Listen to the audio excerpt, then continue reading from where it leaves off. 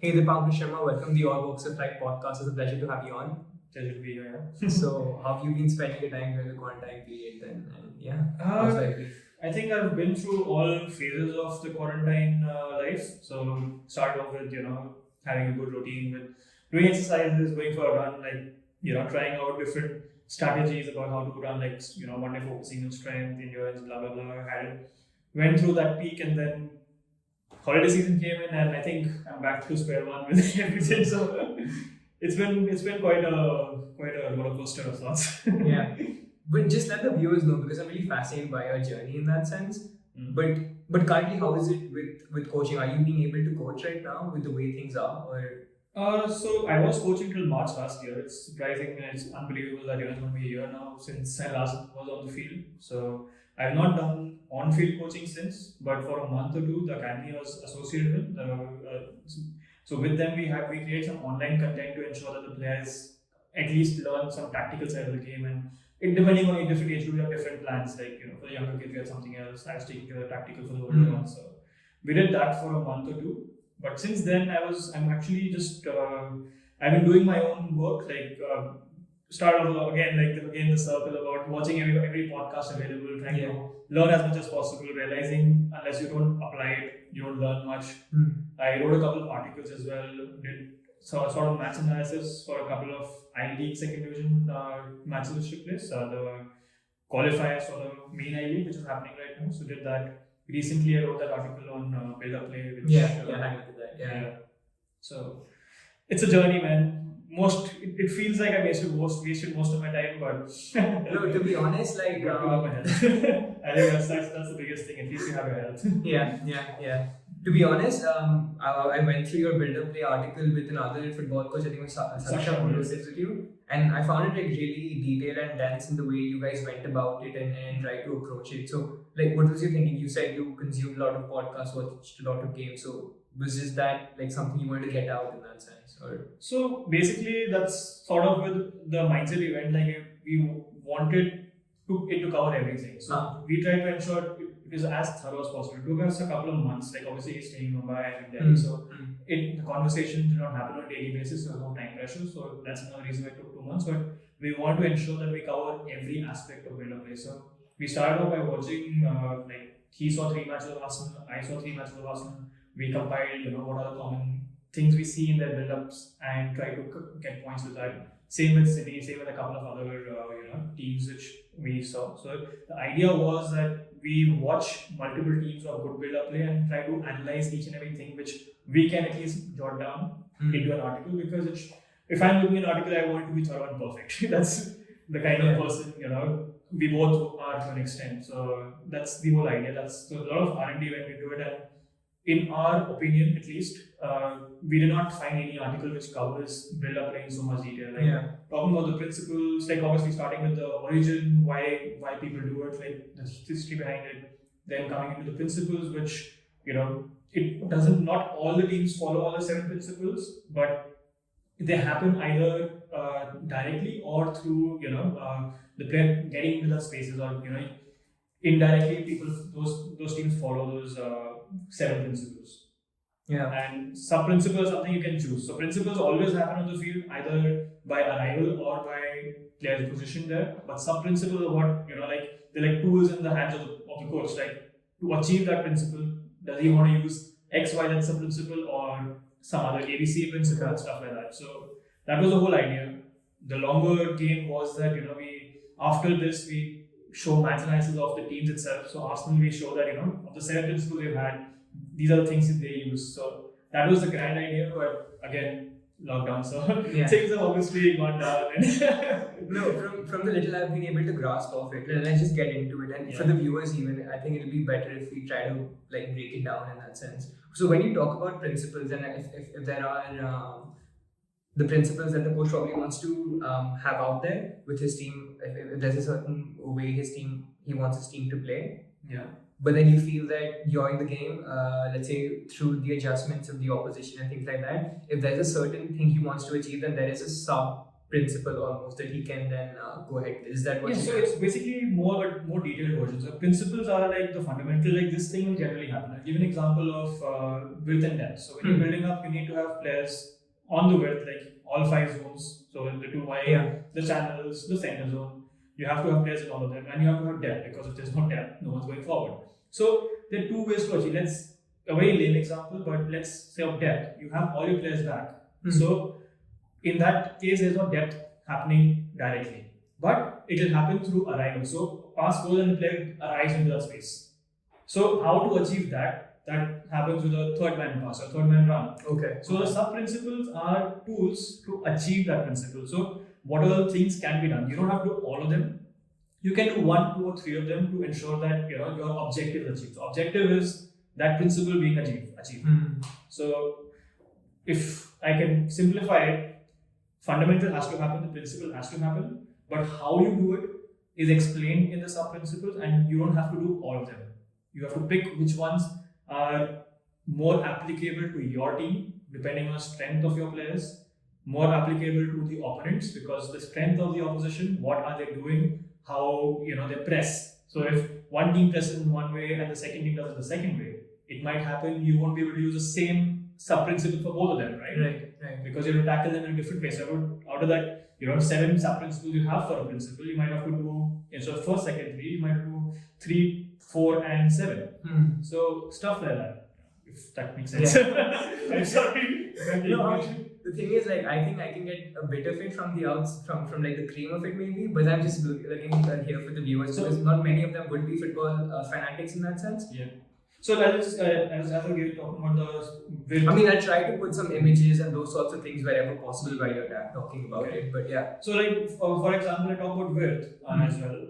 As I said, 5 zones have to be covered. So let's talk about Arsenal. So initial good Arsenal days, when Arteta's starting part, I'm talking about when the build up, it was not, people hadn't figured it out. You saw the same goal happening multiple times. Uba getting it on the far on one with the right back of the opposition team, and right back of the opposition team, and taking one and scoring. So in that case, the whole team was not providing width. Most of the team was in one part of the pitch, so they were trying to attract the defenders in that area. Overload, basically. Exactly. So the same with the more complex example with Atlanta, who does that they just attack in one zone. So basic idea of Arsenal to build up was to push the opponents on that one side of the pitch. So that happens when most of our players also over there, and then look for that diagonal ball for Uber to take the fullback 1v1 and score so many goals. Like literally there have been 4 or 5, and that's a big number at that level. That they've scored the same goal again and again and again. So I think that's the simplest I can explain right now without any diagram. There are several things to unpick here, but really something I guess we can start off from the onset is like, this is something I've observed, and I'd like to get your thoughts on it. Like, we talk, I think the new media and even the newer fans who are coming into football are talking a lot about, let's say, building up from the back, and maybe I wouldn't say all styles are the same, but similar styles of that sort, and how they may find that attractive and how they may want their teams to play that sort of football. The particular question I want to pose here is that you feel that there is a right or wrong way of playing football, or for example, you may be someone who prefers to play building up from the back and amongst other things. But you feel if there's a coach who is probably conservative in the way he wants to play, maybe with a middle block or even a lower block in that sense, would you look against that, or what are your thoughts around that? So there are 2 aspects which I could talk about in this. One, straight answer, no, there's no right way of playing football. At the end of it, the objective is the ball should get into the opposition's net, right? And you have to score more goals than the opposition. So in the broadest sense, there is no wrong way of playing football if you can achieve your objective. If Sam Allardyce can play like that and get a draw against Liverpool, sadly it didn't happen in the next matches, but if that is successful, that works for him. And that's where maybe another fan aspect comes in, that is that the kind of football you want to watch, and is that the kind of football you want to enjoy? Even if you win trophies, that's the biggest problem against Mourinho. It's the point is to win, and if that doesn't happen, that creates problem with the fans, because what are you getting then? There's a very famous Johan Cruyff quote, which says, "Style without results is useless, and trophies without. I'm not remembering the exact words, but I don't know if you've heard about this. Yeah. So basic point is that if you play good football and lose, that's useless, and if you win trophies and you're not playing good football, that's also useless because you're not going to enjoy. Like there's not been enough fun involved, especially for the fans itself. So, in my opinion, there's no wrong way of playing football. Objective can be achieved through many different ways. What I would say is that when you're talking about this aspect, so this is one theory or something like a sort of a thought which I have is that in football, even if as a fan, everyone who watches the game, they have the same end picture. Okay, so let's assume that picture is of the ball going inside the net. Okay, so that everyone has the same picture. Now you could have I'm talking about a puzzle situation. So you can have one piece in that puzzle where that's a picture. You could have two pictures which make that picture, which is you have to attack and you have to also go for crossing. That's two pictures. Then if you have if I talk about working on all four moments of the game to get my objective, you're adding four pictures. So the number of pieces of the puzzle depend on how you want to play and how much detail you want your whole idea to be. Right. The first zone I want to do this, second zone I want to do that, third zone I want to do this, in the wide areas, why, something, whatever. Same goes for attack, same goes for defense, same goes for transition. So number of pitches keep changing, number of pieces of the puzzle keep changing, but the end picture is always the same. Right. And that can be achieved in any way you want. So yeah. I totally understand that, but what I meant by, let's say, the newer fans in that sense, so let's say the Twitter fans, if I want to call it, or football Twitter in that sense, there's this almost obsession, and I think I fall into the trap myself of, let's say, having stats which are useful, but then they don't know where to use them almost. So they overanalyze games to a certain extent that a coach will probably not even ever implement those things. So I'm talking about things like aspects like progressive passes or those sorts of things, which are quite useful in how we look at the games. But so wouldn't that then tell you that, for example, Arsenal would probably have more progressive passes of how their defenders transition the ball from back to front than, let's say, a West Brom or some other team in that sort? So isn't that a numerical, almost a numerical basis of saying Arsenal's style of play is better numerically or objectively than West Brom's style of play? Look, right now, I'm a bit confused about what your exact point is, so I'll try to explain what I understand. So, right now it's difficult to say because Arsenal is still 15th or 13th right now, so it's not much of a difference in results. But, so one part of what your question, from what I understand, is that we are overanalyzing on Twitter. I think so. I'm quite sure happens because when I recently started watching, I'm not a fan of Mourinho, never have been Arsenal fan, so I hate him. I've always hated him for the way he spoke to Wenger. But there's so many things to learn from him. And if you see how, right in this lockdown, I was also analyzing Tottenham matches and trying to understand how the team functions. The game plan is very simple right now. Honestly, the front three, you don't always see Harry Kane dropping in. So they play on transition. What Harry Kane does is he runs slower than Son and Bergwijn on the wings. So these guys are going quickly, which means the defenders, centre backs have to move quickly. He moves slowly from the centre because that's where he operates from, and that means a midfielder with me will have to run maybe with me or go ahead. Right. He goes with me. Mostly that will be the case. There's a huge gap in between, and that's what they try to exploit. They try to get the ball either through the center or either to the wide players and get it into Harry, and he normally goes to the left side. That's maybe his vision is more inclined towards his more habits, but that's the game plan.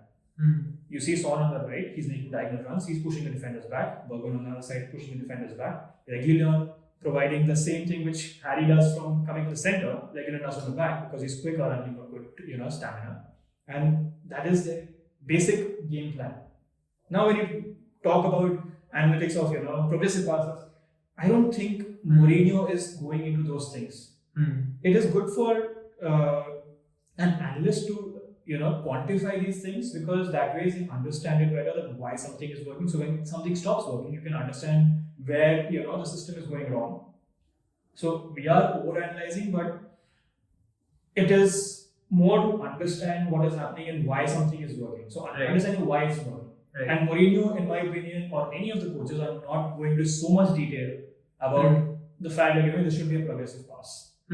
So does that answer your question, or yes, to some extent, but sorry to linger on this too much, but what I feel happens is, and this is something I took away from, let's say, watching Sean Dyche a lot and his Burnley. So something I found very innovative in the way they set up is that even though they have a mid block and a low block in how they defend, when you look at them very closely and the deep defending they do, whenever there's a shot on, because of the number of defenders they have in their box, there are generally a fullback or a centre half who go and occupy almost stand next to the goalpost. And what that does is that it helps Big Pop or whoever the goalkeeper is on that day to almost make the goal more smaller in that sense. And that's an innovation in my way, in the way I look at it. Something that maybe Pep Guardiola would do with let's say, having a fullback play inverted in midfield. But that's not talked about as much or quantified as much in analytics terms than, let's say, something as a progressive pass or hockey assist even. Okay. I don't know. So this what you're talking about, I don't know which moment you've seen, so I can't comment exactly on it. So normally there's a fundamental of football that if the keeper is going one, if keeper is the one who's going to press, then the job of the centre back is not to go to one, but to protect the far post, because the near post is assumed to be covered by the goalkeeper. So that is sort of like a fundamental in the normal sense, like when the keeper is being engaged. Right. Now I don't know if you're talking about that moment or if you just, because that happens generally if the ball is around the box and but it's the outside line goes for it's generally quite a few defenders who occupy. Yeah, they occupy that. So that's what, because at the end of it is through that area which is they're going to score, right? Right. So they have to, even if they're 5 yards ahead of the line, the defender will have to be packed within the post of the goal. Maybe, like as I said, I'm not. Maybe you'll observe something which I haven't. I mean, I saw it in a couple of games and I read a few articles about it, but obviously I didn't go as deep into it, maybe looking at all their games and how they perform. But yeah, I kind of have to watch it and then maybe I could have a better opinion. I mean, they call him the Ginger Marini for a reason, so that part of England. But something else that I've generally been thinking about, and this is something I came across on my course as well, and this is also related to the way I think coaching is being taught in, let's say, the newer programs and the way coaches are being told to look at sports and coaching even in that sense. And it's this aspect that so there's a difference between direct instructional models and a discovery-based model, guided discovery-based model. So these are two different concepts in coaching. So direct instruction models would be something that Bielsa and a football and a basketball coach in the US, whom I'm forgetting the name of, had almost propagated. And so their ideology or their philosophy is that you don't want the player to think almost, you almost want to think for them. So you want to give them the base of everything that you want them to go out and perform on the football pitch.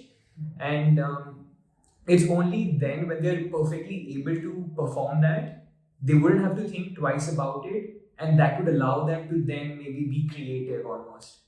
What I see more and what I see happening more and more, and I'll shut up about after this, and you can probably comment here, that the coaches aren't being told to focus so much on, let's say, the technicalities of it, but are allowing players to find their way almost, even if they don't know the fundamentals. Do you agree with that? What I'm getting from this is that you're talking about creating automations in the team.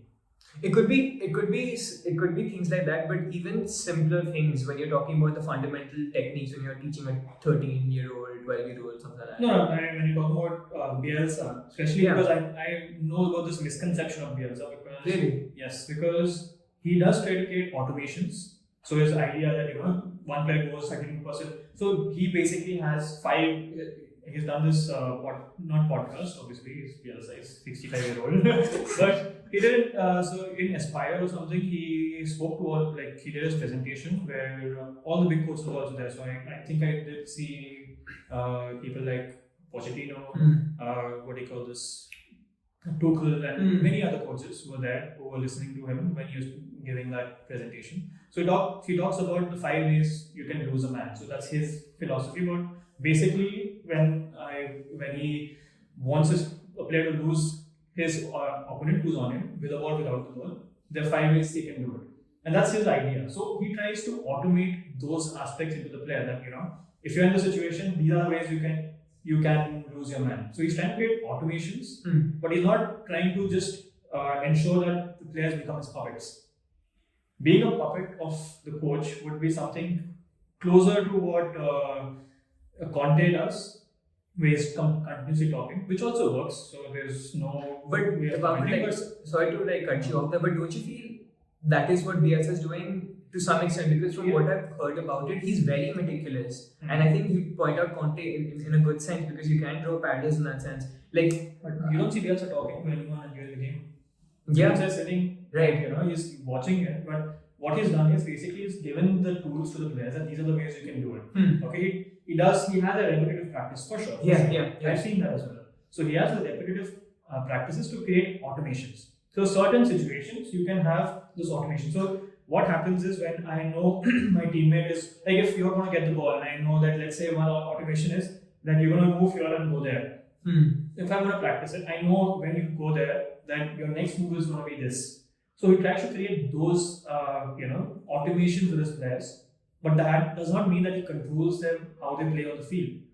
He lets the players choose how they're going to perform, how they're going to use that, but he's giving tools to the players about how are the different ways, in his opinion, and he's analyzed a lot of matches in his life. I see again, like I saw an interview and he said that when I'm watching a match, I can only analyze it. I can't enjoy a match anymore. So there's this funny thing about him. Sorry, he said that in my 16-hour day, I do 2 hours of physical education and 14 hours of analyzing. So and again, automation part comes in over here because he knows exactly how the team is going to play out the opposition. At least he doesn't get surprised by something the opponent does because he knows exactly. Like it's a very famous example where the third choice goalkeepers played only one match was also analyzed and see what are his strengths and weaknesses, and that just gives you a window into what this guy, the way he functions, or what kind of a human being he is. So he gives those tools. He tells them this is the thing which the players can do. This is the thing which you can do to beat it. And then the players, most of the time, play on their own. If he sees something which he wants to talk about, he does. He's one of his assistants and is normally shouting at times. He normally keeps quiet during the games.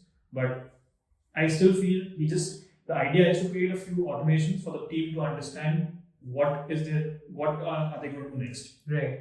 But he's not trying to control them. So we're talking about a direct method where the coach decides, what are you going to do over here, what are you going to do over here. That is very different from at least this example. And if you want to go into the under 13s, then that's a different conversation altogether because if you're doing if you're working with Conte, as he's doing it at that level, and he does that, I think him and Simone Inzaghi, that watching Lazio versus Inter is amazing because both of them are running, both of them are shouting. It's hilarious, but I don't want to be a player in that situation. Yeah.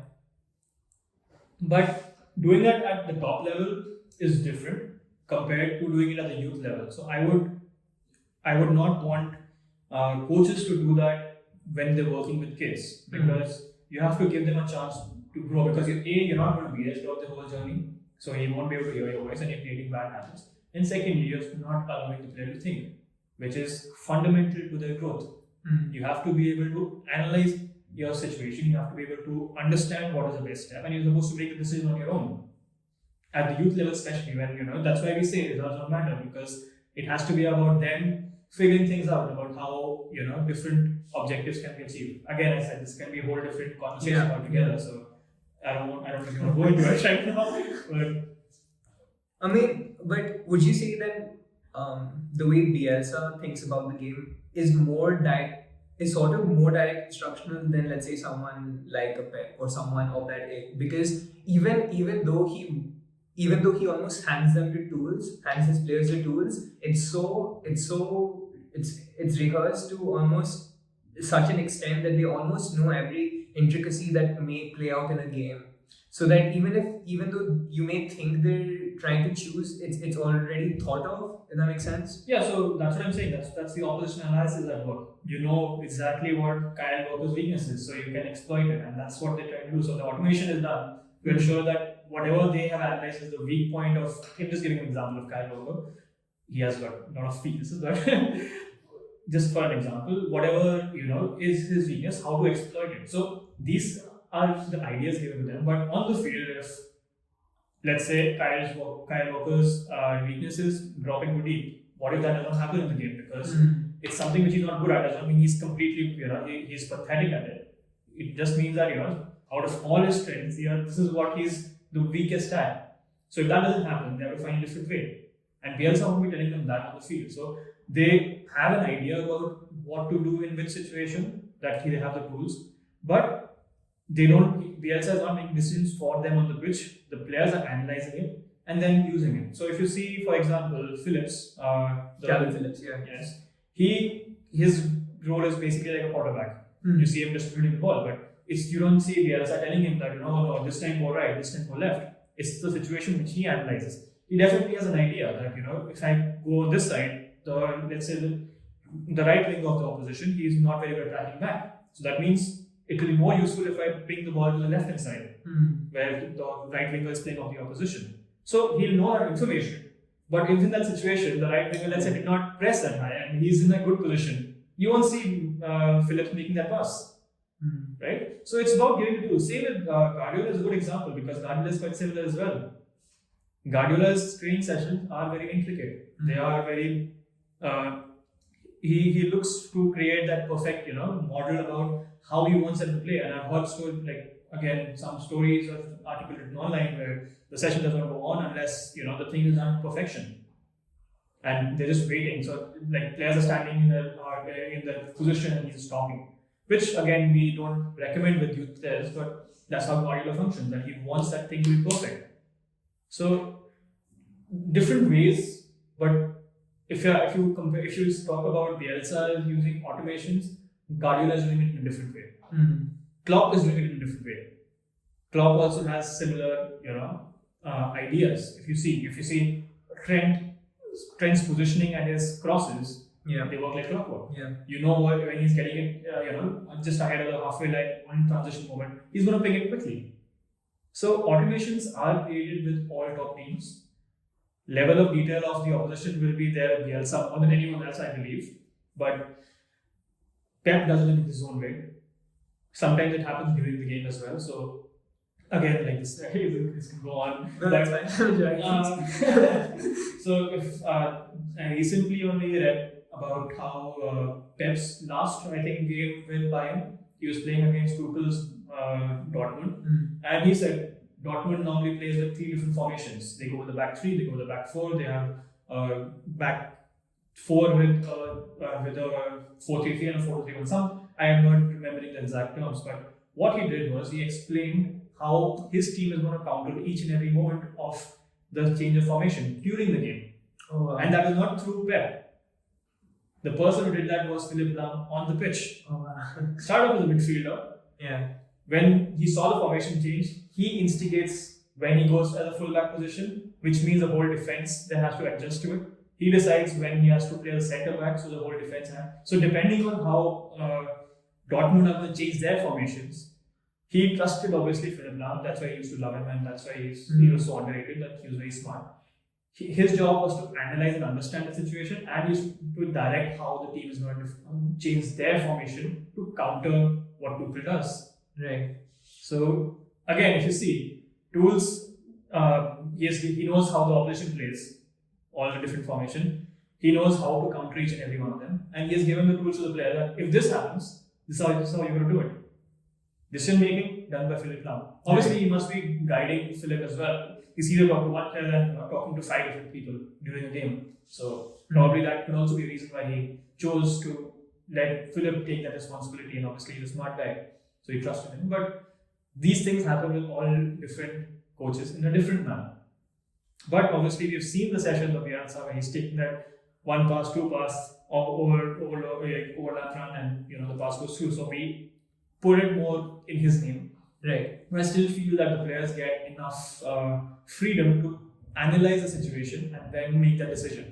Same way, like in my article as well, when you're talking about build-up play, we have mentioned that these are the tools which are available. That does not mean that this is you have to decide that okay, these are things I like, I'm going to do this with my team. If my players can't fulfill that quality, then I cannot. I cannot do that. If I expect my fullback to make the pass, go for an overlap, play a 1-2, and then cross the ball, and my fullback does not have any stamina, then I can't do it. I can't achieve it. I have to find a different way to achieve that goal. Right. So we're talking a lot about, let's say, different ways of looking at the game. But so something that really intrigues me most of the time is this word that's bandied about called philosophy, like coaching philosophy and that sort. Do you think that has any relevance? Do you think there is something as a coaching philosophy? What do you mean by coaching philosophy? Because the two is I don't know either. By coaching philosophy, do you mean like a game model, or by coaching philosophy you mean how I coach? I'll tell you the difference, and then you can let me know what you mean. Game model is how I want my teams to play football. I want them to X, Y, Z. I want to do this and this part, this and blah blah blah. Coaching philosophy means how I am going to teach the players. Okay, that is also included in that. How I'm going to take the sessions. What are the freedoms I'm going to give to the players on the pitch? What kind of freedoms I'm going to do in the training session? All these things are part of coaching philosophy. So I'm more interested in the pedagogy, so how you're teaching the players. But don't you feel to some extent, though both of them are interlinked in some way? Within the coaching philosophy, your game model can change from game to game. No, game model stays the same. In that, you go on the game idea and based on the opposition, you change certain aspects to it. And right. But then the fundamental reason why you want to play that particular game model and then maybe have different ways of implementing it almost is still grounded in your coaching philosophy. Yeah, so coaching philosophy will include everything. That's what I said. It includes things which are beyond the field, beyond that match. Yeah. It's like matches on a Saturday. Coaching philosophy talks about all 7 days. So what I feel is coaching philosophy is important, okay? Because it's going deeper. But what is your coaching philosophy is based on what kind of a person you are. Okay, that's if you have to understand who I am to be able to understand what my coaching philosophy is. I can't look at Klopp the next day and be like, I want to be like him, I want to do this and get on to the fans and stuff like that. Or I want to be like Simeone and grab myself and show that is his time, and that creates that passion with the fans, with the players, different people. So my point is that you can't change what your coaching philosophy is. Very different from your personality. You can you stay with your friends and all, you pick up habits, but that's the best it gets. At the end of it, you are who you are, and coaching philosophy comes from that. So if I am a person who's very authoritative, right, it will be very difficult for me. It will be unnatural for me to go on the field and let the players do what they want to do. So coaching philosophy is important to understand what kind of a person you are first of all, because that is going to help you understand how you're going to treat your players. Right.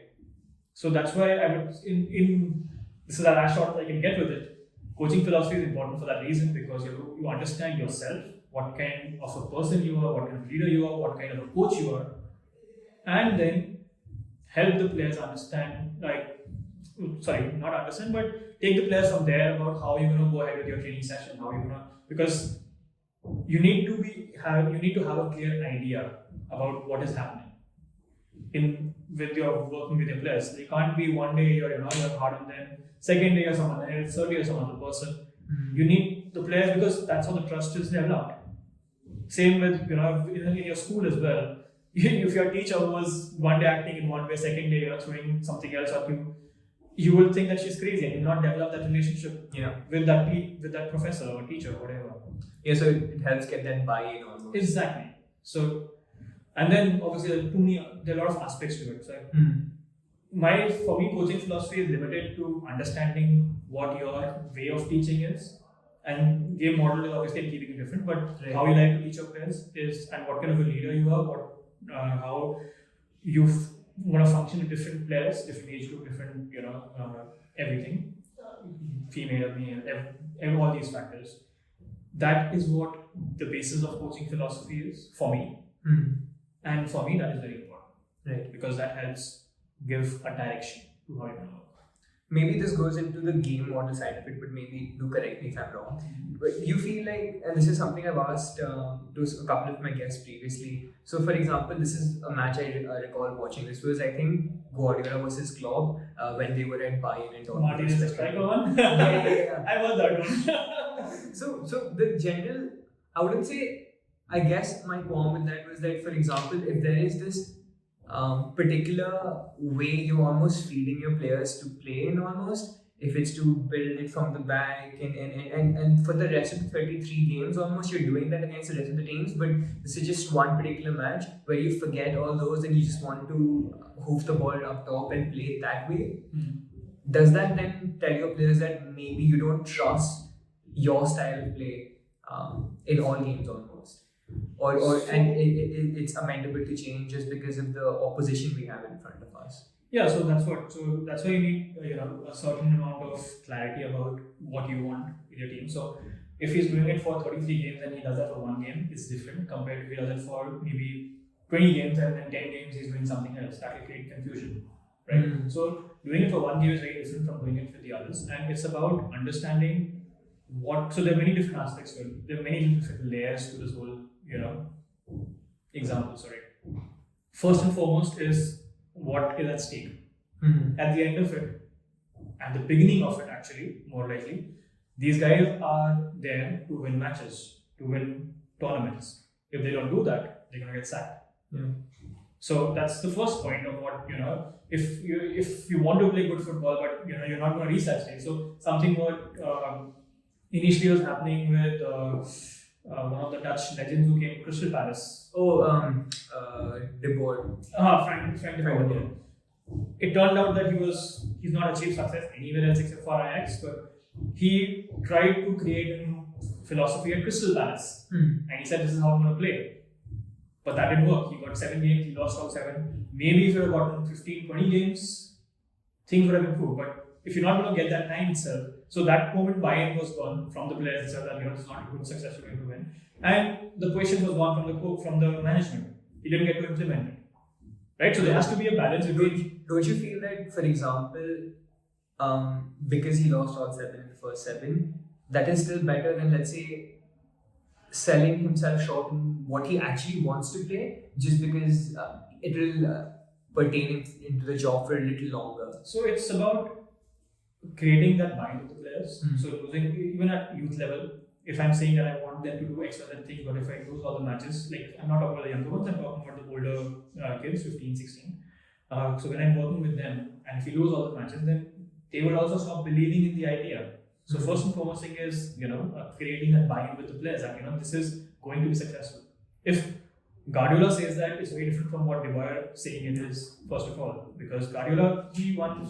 He had you can call it a bit lucky as well, but he did work hard when he was with the second division, the second team of Barcelona, and he proved his mettle over there. So different conversation, but idea is what Guardiola did in his first season as well.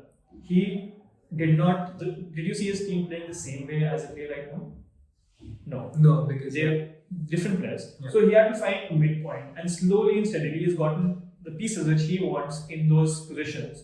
And then he's created that system which works. So there has to be a midpoint to get that buy-in from the players, to get that starting point, and then you can go ahead.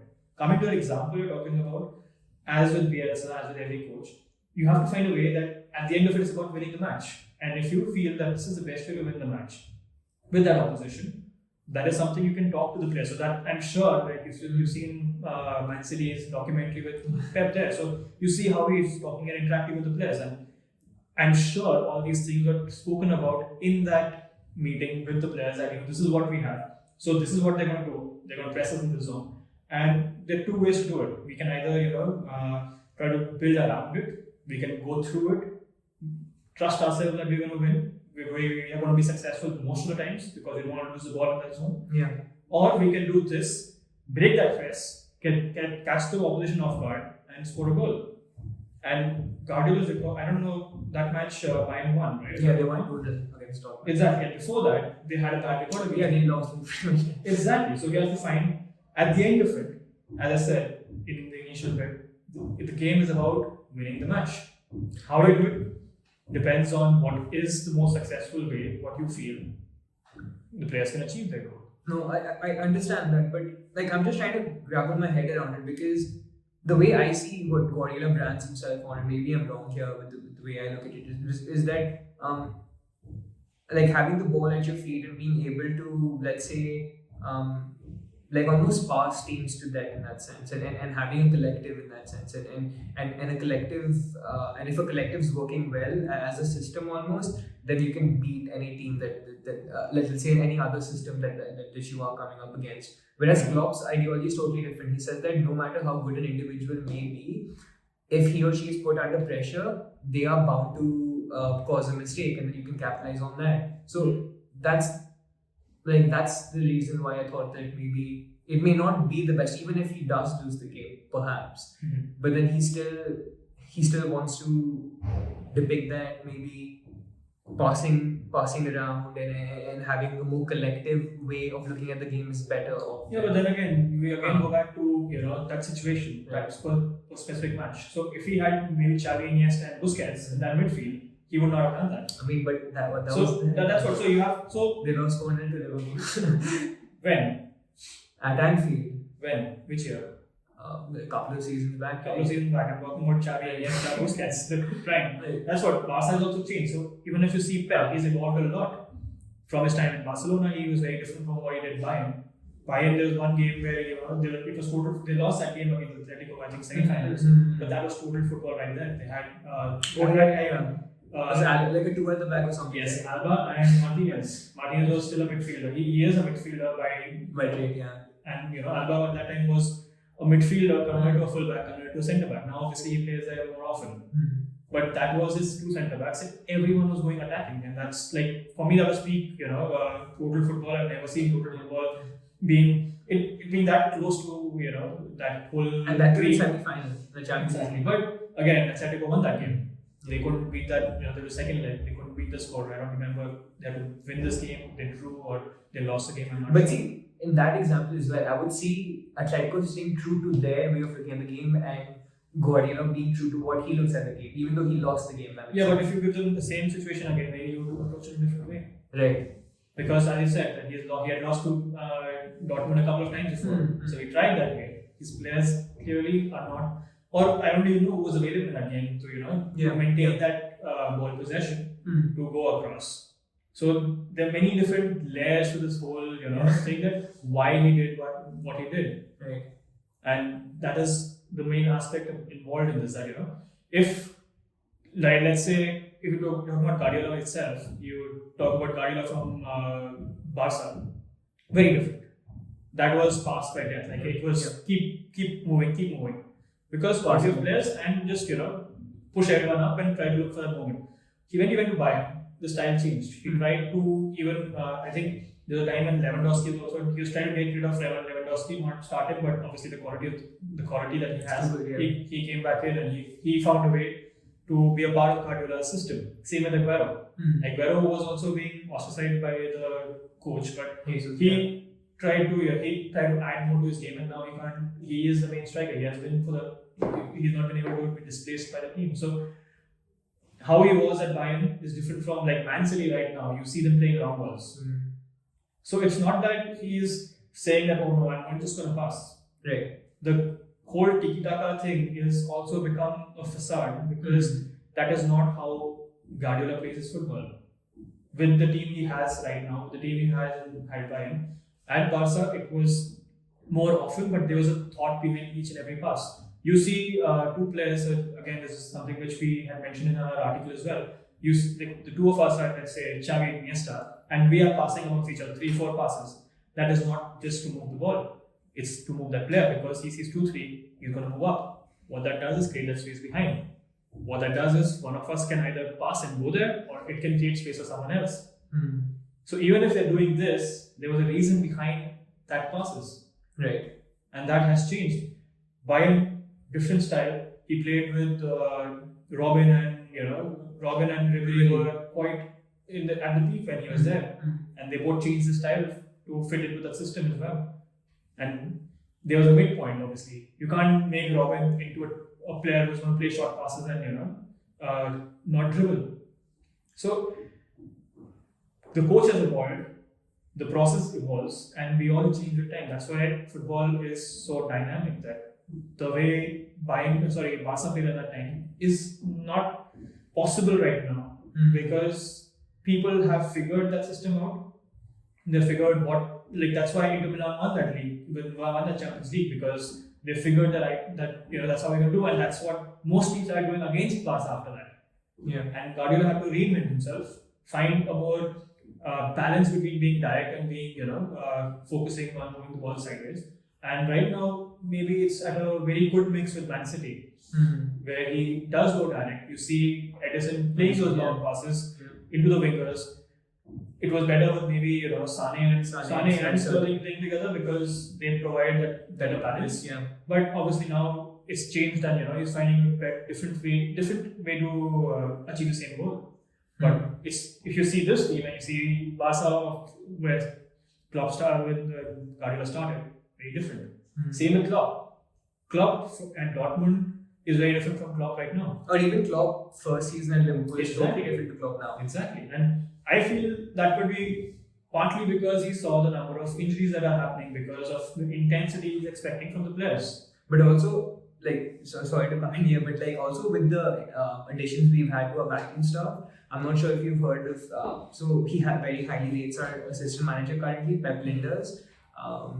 So yeah, he's also from a very Ajax and Porto school of upbringing, really. So yeah, so so the way I look at the current Liverpool squad is that I think we press. It's like a mid-table team press almost. So we aren't even pressing that much.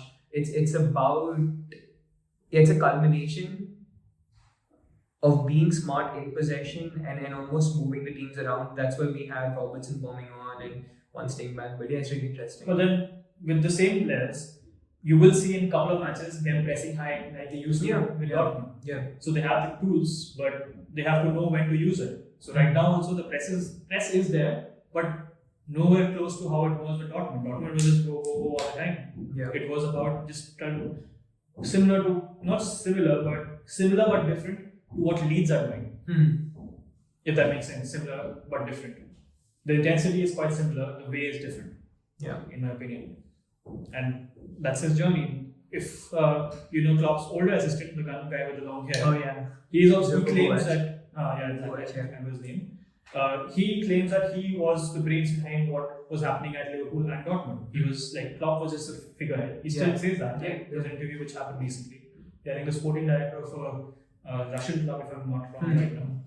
But that's what he claims that it was his ideas which are being used. Maybe that's also got something to do with it. That when he left, for sure, the style has evolved. I won't say changed, but evolved to find a balance in a way that the team is effective, but still doing those actions because they still play at a high intensity, level, the whole team, and they still can press like the way they used to when they're going for particular matches. No, it's really fascinating. Yeah. I mean, we've been speaking about other coaches in that sense, but how do you look at coaching though? What is coaching to you? Like, how do you define it? If you haven't already, I don't know. Yeah, so I come up with that game model in my when I was in Spain, we had to all come up with our own game model, and I speak about it in very much detail in that video. Right. But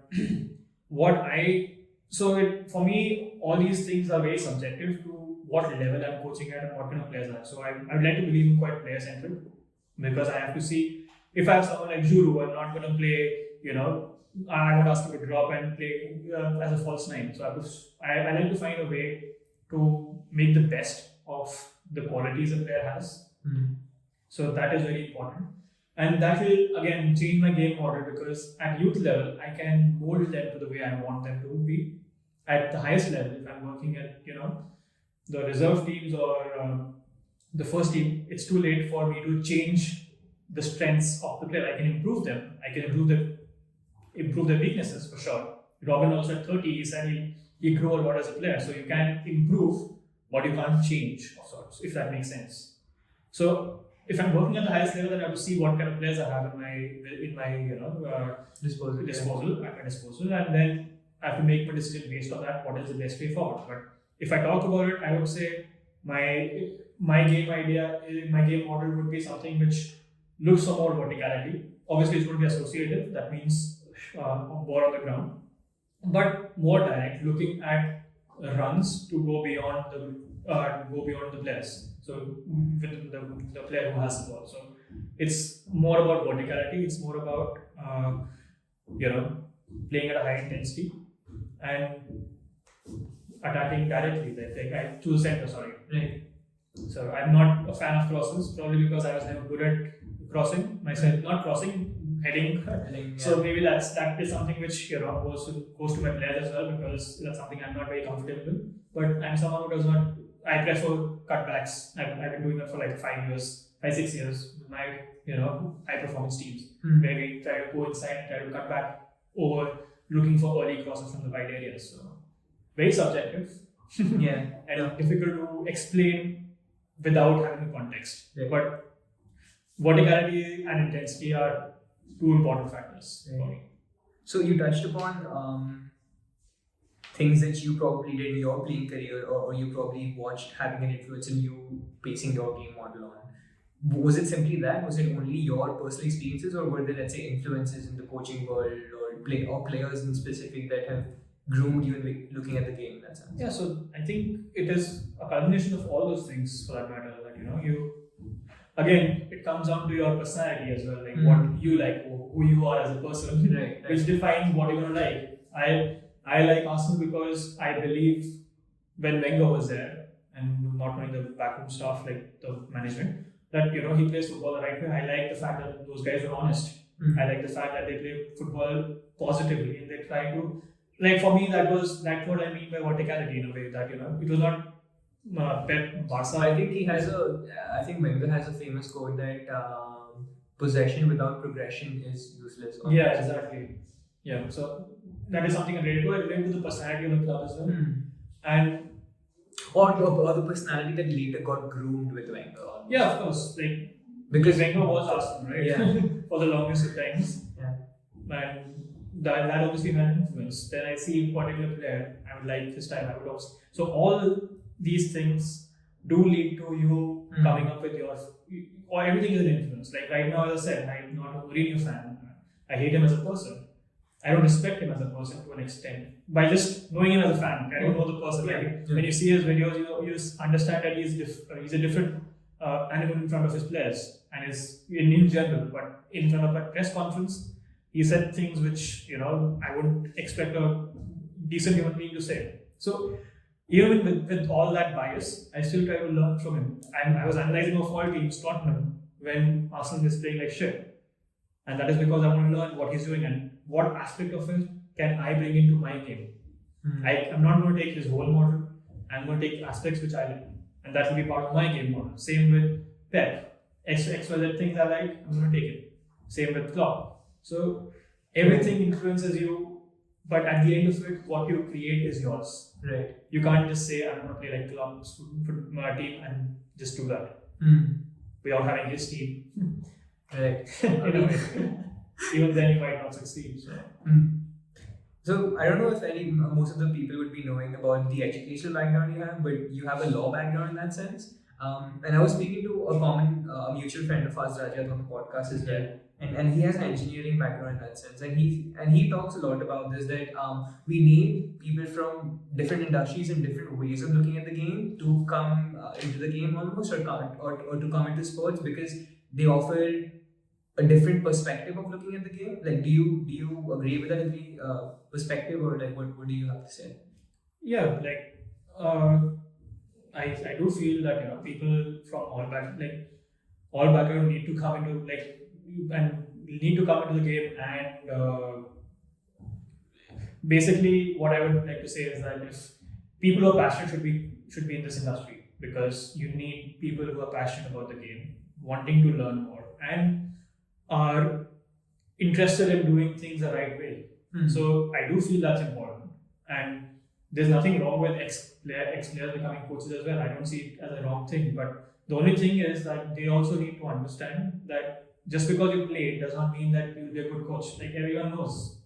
Obviously, there are things which they will be good at. So if let's say Lampard recently gave an interview where he talked about I think it was after the Man City game. He spoke that there were times when we were losing to Crystal Palace something, and we are the better team. We know we are a good team, but things like this will happen when you're playing like shit.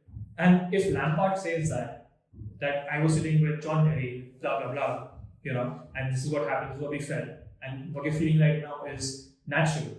That is going to have more, profound effect on the players compared to if I say, or if Mourinho says it as well, because Mourinho has not been in that position.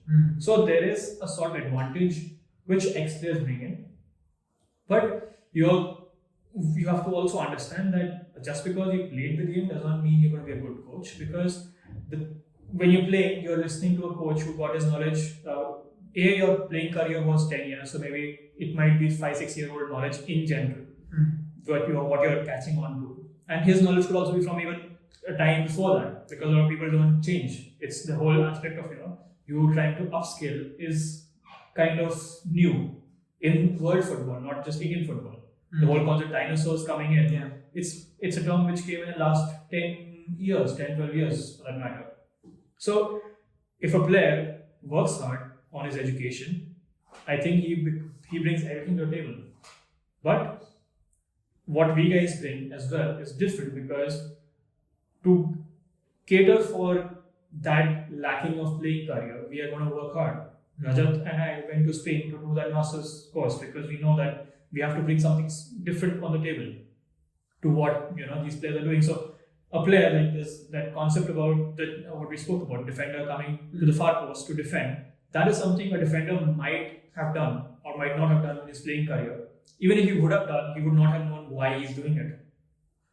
But I need to, when we are going for that course, we are understanding the why, and we're getting it through a more what is the best word for it? In a more clear, defined manner. In a defined manner that this is the reason why XYZ is happening. So you need to. I don't think that there should be any bias towards or against either people. It should be merit based, and both groups have to learn and keep upskilling to be relevant and be the best. So I wouldn't say specifically people from other fields have to come here. We need more engineers, we need more lawyers, doctors. Come on in. let's all coach football. So I wouldn't go to that extreme. But people who are passionate about the game should be coaching. They should get into it because it's a different thing which they are bringing compared to what an expert is. And if the expert can do this, do his education, get this knowledge, I think he is providing something which no one else can. And that's what Pep does. That's what Bielsa does. That's what Simeone does. Yeah, for sure. So let me ask you the most cliched of all questions. Do you think leaders can be made or leaders are only born in that sense? So again, this is also a multi-layer, like most things up till now. This is also a multi-layer question. That's really having this conversation. Because so I spoke about leadership before as well when I was talking about your game model and all those aspects. So in a way, leaders are made that your leadership style is based on how your personality is, but you learn cues along the way. So if the way I was brought up, the way my personality is, I am authoritative. I am not going to be, going to a pitch and letting people do what they want. That's the reason why Conte is doing what he does. I'm sure he's been told that, please stop shouting, but that's the kind of person he is. He's not going to change that. So that aspect is definitely involved. What kind of a leader you are. Even on the pitch, you have players who are technical leaders. Yeah. That they lead by example, yeah. Exactly. You have players who are vocal. They might not be the best player in the team, but they are good at commanding everyone. Like a Paul Mertesacker for the matter for Arsenal when he was there. A lot of examples. Like even right now, I think for Mumbai, M-Fall yesterday's match in ISL, he was talking throughout, and that's I don't know if he was wearing, no, I think the goalkeeper was wearing the armband, but he was leading in his own way, and that's his personality. So your personality decides in a way, decides your leadership style, but how you lead are cues you learn. If that makes sense. Through, like how you lead as if you are authoritative, how are you channeling that authority? Exactly, so that you're not overbearing on other people, and you're ensuring that you still. The idea is you help others. You bring the best out of it. Exactly. So how you can use that style to get the best out of your players is what you are going to learn. So the cues are going to be learned.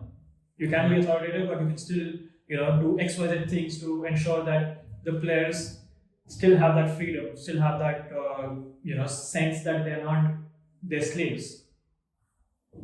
Yeah. Right? So does that? I hope that makes it. No, for sure. I hope that covers it, because I can go on about giving examples, but no, just a bit. Yeah, I think we covered it there.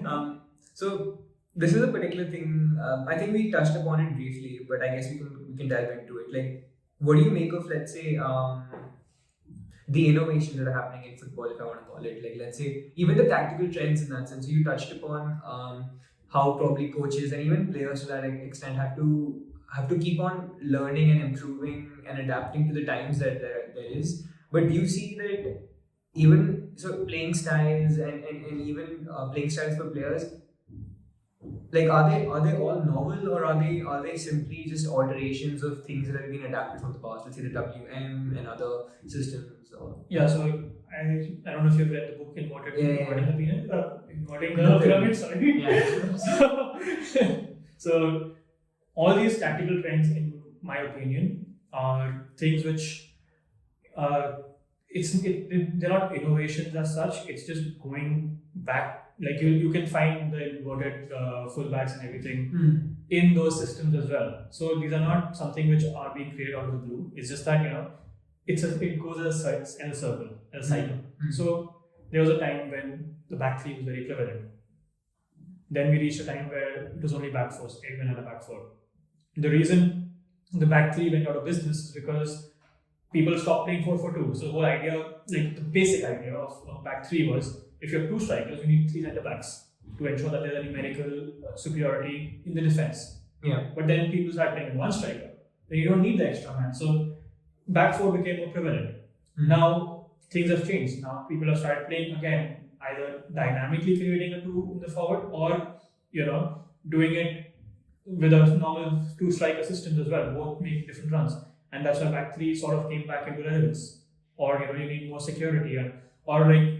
More importantly, it's about teams playing with 5 attackers. So Liverpool, for example, I think to counter that, a back five is perfect because you have the two full-backs covering the wide zones, and you have front three, which makes it a 5.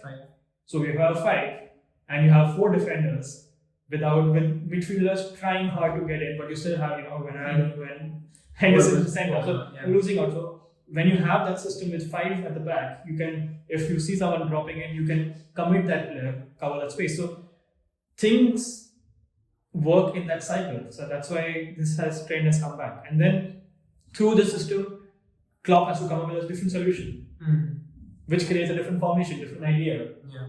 He needs to get someone like a Thiago in, and then look for attacking centrally. That will change his whole dynamic.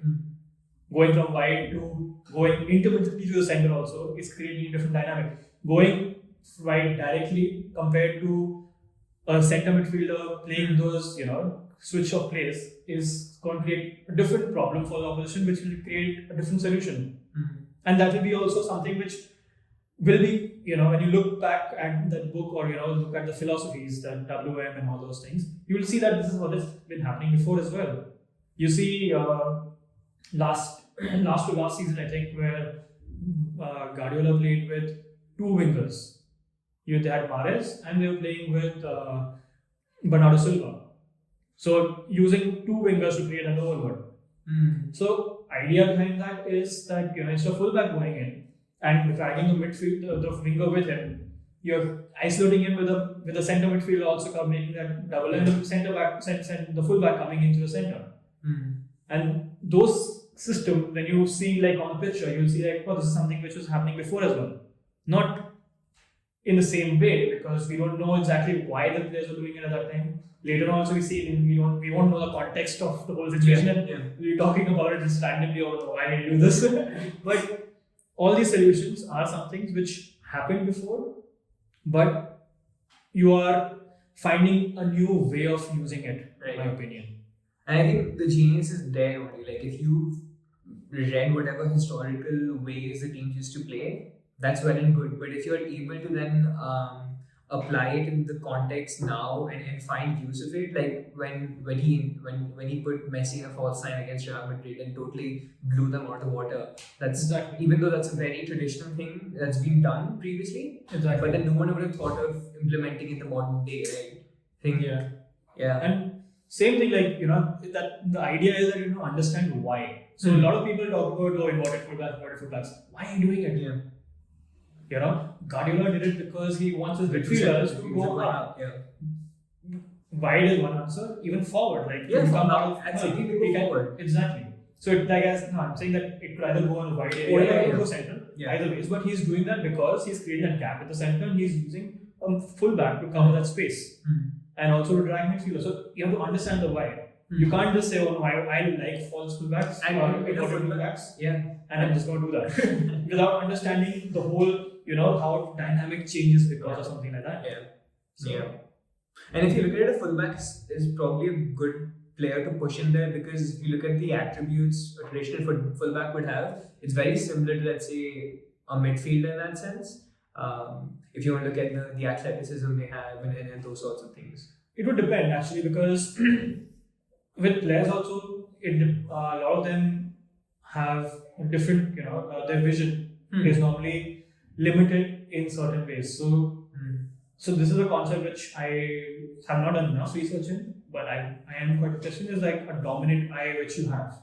Okay. So when I test my dominant eye, it's my left eye. Okay. So it's something which Rajat only pointed out when we were playing, that when I'm playing on the right wing, my body is shut because my right eye does not see that much space. I don't see that much with it. But with my left, I can see more, so I open more when I'm receiving the ball. Are you left-footed also? No, I'm right-footed. Okay. So because of that dominant eye, my whole body, this becomes a habit for me. That I won't be able to know why I do it unless someone pointed it out. And I think it's because I've been doing it all my life. But I'm doing it all my life because of this reason. So certain players, it's not necessary everyone will have one dominant eye. Most people have one or the other, but it's not necessary for it that everyone will have it.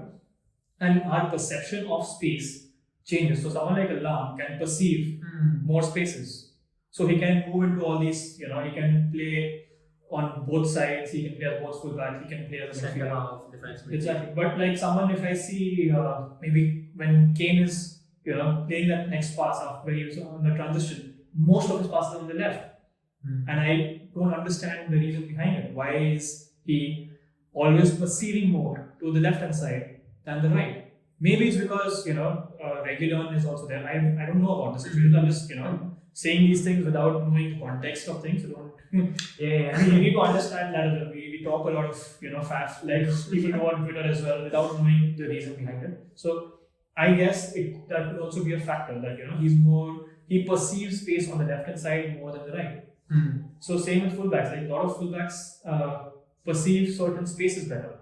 Right. That's why they play in those zones, and it becomes a habit as well. So if I'm playing as fullback and I know I have no worry on the right hand side, automatically my whole development has been to perceive these spaces, ignoring to an extent the right hand side. So when I'm getting into midfield, I'm perceiving the whole pitch.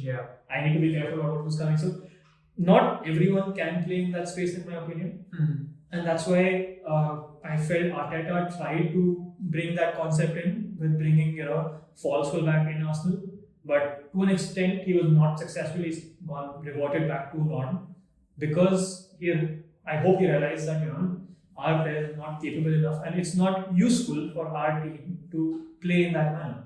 Right. So even though the amount of effort or energy required in both positions is similar-ish, more sprints for the fullback compared to, again, like many different layers to the and the amount of work they're supposed to do. So the sprints are more for a fullback and a midfielder, the more explosive, longer distance sprints compared to a midfielder. Yeah. A midfielder will be making more bursts, maybe, but fullback is running more distance in high speed. So those factors are different, so the different requirements. But yes, both are high energy roles. And if you have someone like a Cancelo, then obviously you can do it. Yeah. If you have someone like an Alba, you can do it.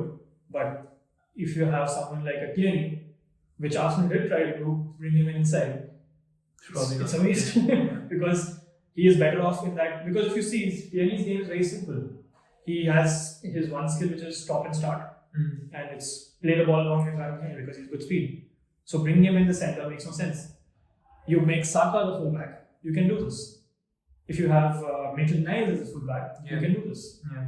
So again, strengths of the player, and I feel this is my this is So not my research. Obviously, the concept I got from someone, and I was intrigued by it. Did a little bit more research on it, but I feel this has a very big factor about how we perceive space and how we play or how we move in a pitch. No, yeah, thinking about that probably makes a lot more sense. So by the same token, then would you say that that's another reason why, let's say, some midfielders are being shoehorned into fullbacks almost? Because if you take that aspect, that if it's simply on, let's say, the spectrum they may have of their passing range or whatnot, then this may not be applicable to all teams. But let's say in a Liverpool context, maybe for Trent that's the case because he was trained as, let's say, a traditional defensive midfielder or even a midfielder of that sort. So that role fits him well. If you want to talk about crossing from deep or even could be like this could be one of the factors maybe that he perceives that part of the field better, so he's better off. Could be his strengths that he's good at going up and down at high speed, so you can see that as his strength, and he can play in those spaces. If you see the type of crosses Trent and De Bruyne put in, it's like exactly, it's both the whip cross and both are very successful with it. But both don't play the same part of the pitch. Maybe if De Bruyne is playing over there, he will not be that comfortable. Even if he was playing there for a while. And same thing I would like to see Trent play as a midfielder to see how it works out. I don't think he can do that. I don't think he can perceive the right hand side that well. Maybe it's my opinion. Yeah. But maybe that's the reason why he was shifted from a midfielder to a fullback, because maybe he was receiving and playing it more towards the left hand side and the right, and he was having trouble and getting closed down by players on the right. Many reasons could be happening. What are your thoughts on players being played in different positions? Do you think that it's good developmentally as a coach? Do you feel that's good, or do you feel that probably does more harm than good because they're best left alone in their preferred position? Almost? So, what would be what are you thinking when you say that question? Ask that question. Like from my little understanding, I would say that if you're coaching youth sports, I wouldn't care too much about it. I would allow players to play and experiment in all positions, if I may say so. But let's say when I'm talking about professional football, like the context we're talking about. But you're a player in mind? No, not really. Like, okay, so if I say someone like James Milner, okay, so now if now the fact that when he came onto the scene at the age of 17 for Leeds, and now if you look at his career, he's basically played every position out there. So like, same with Dallas for Leeds. Yeah, Dallas too. So like maybe he's an exception who can do a majority of the roles at a decent level if you're talking about Premier League level. But would that be the case with most players, or do you think that? Or was the reason that James Milner is so good at different positions because he's experienced different positions? So I'll start with the youth bit. Youth bit, I think, is very important because you don't know what exactly where he's going to fit in. So maybe by 15 or 14 onwards, I would want them to be shoehorned into. They have to be master of one and then get into other positions. And then also it will depend. Like someone like a James Milner can probably has been playing multiple positions from his youth itself. But then another player like a Torres, who started as a goalkeeper and ended up as a striker, had tried a different position and was successful in converting. So you need to ensure at youth football you are experimenting. So it's not about I don't care. It's something which you should do when you're coaching. Right. Try and see which fits best to their their natural habits. Yeah. But when you go out professional, so there's something which especially when I asked you an example, because there's an example which comes to my mind as well, and that is Arsene Wenger doing it with players who are coming into his first team. So he did that specifically with Ramsey a lot. Played him on the right wing. And the reasoning he gave, he was not very good playing on the right wing, Ramsey, but he said this is part of his learning process. Right. So he understands how a right winger thinks in that position. So when his main position is going to be in midfield. Okay. He is going to be a centre midfielder or a number 10 based on how and what his system is and everything. But when he's playing in that position, he knows what a winger is thinking because he has a bit of experience in playing in that position. Right. That becomes part of his learning curve. So this is not something obviously that I have tried enough of at the highest level where I could say that this is successful, not successful. But this is what the reasoning Arsene gave when he was asked about why he did that. And he did that with multiple players. Abu Dhabi, he played in multiple positions. Exactly. Coquelin played as a winger. I don't know how that works, but fullback, winger, exactly. So it's for some people, especially in their early career, it helps. I understand his logic. It makes sense. Like when you talk about logic, it makes sense that if I'm playing as a winger for a while and then I go on my position, I know what challenges is going to get and how can I make it successful and how can I play that pass in that space because I would want it in that space when I was playing there. So you understand the game better because of it. So I definitely agree with that aspect theoretically.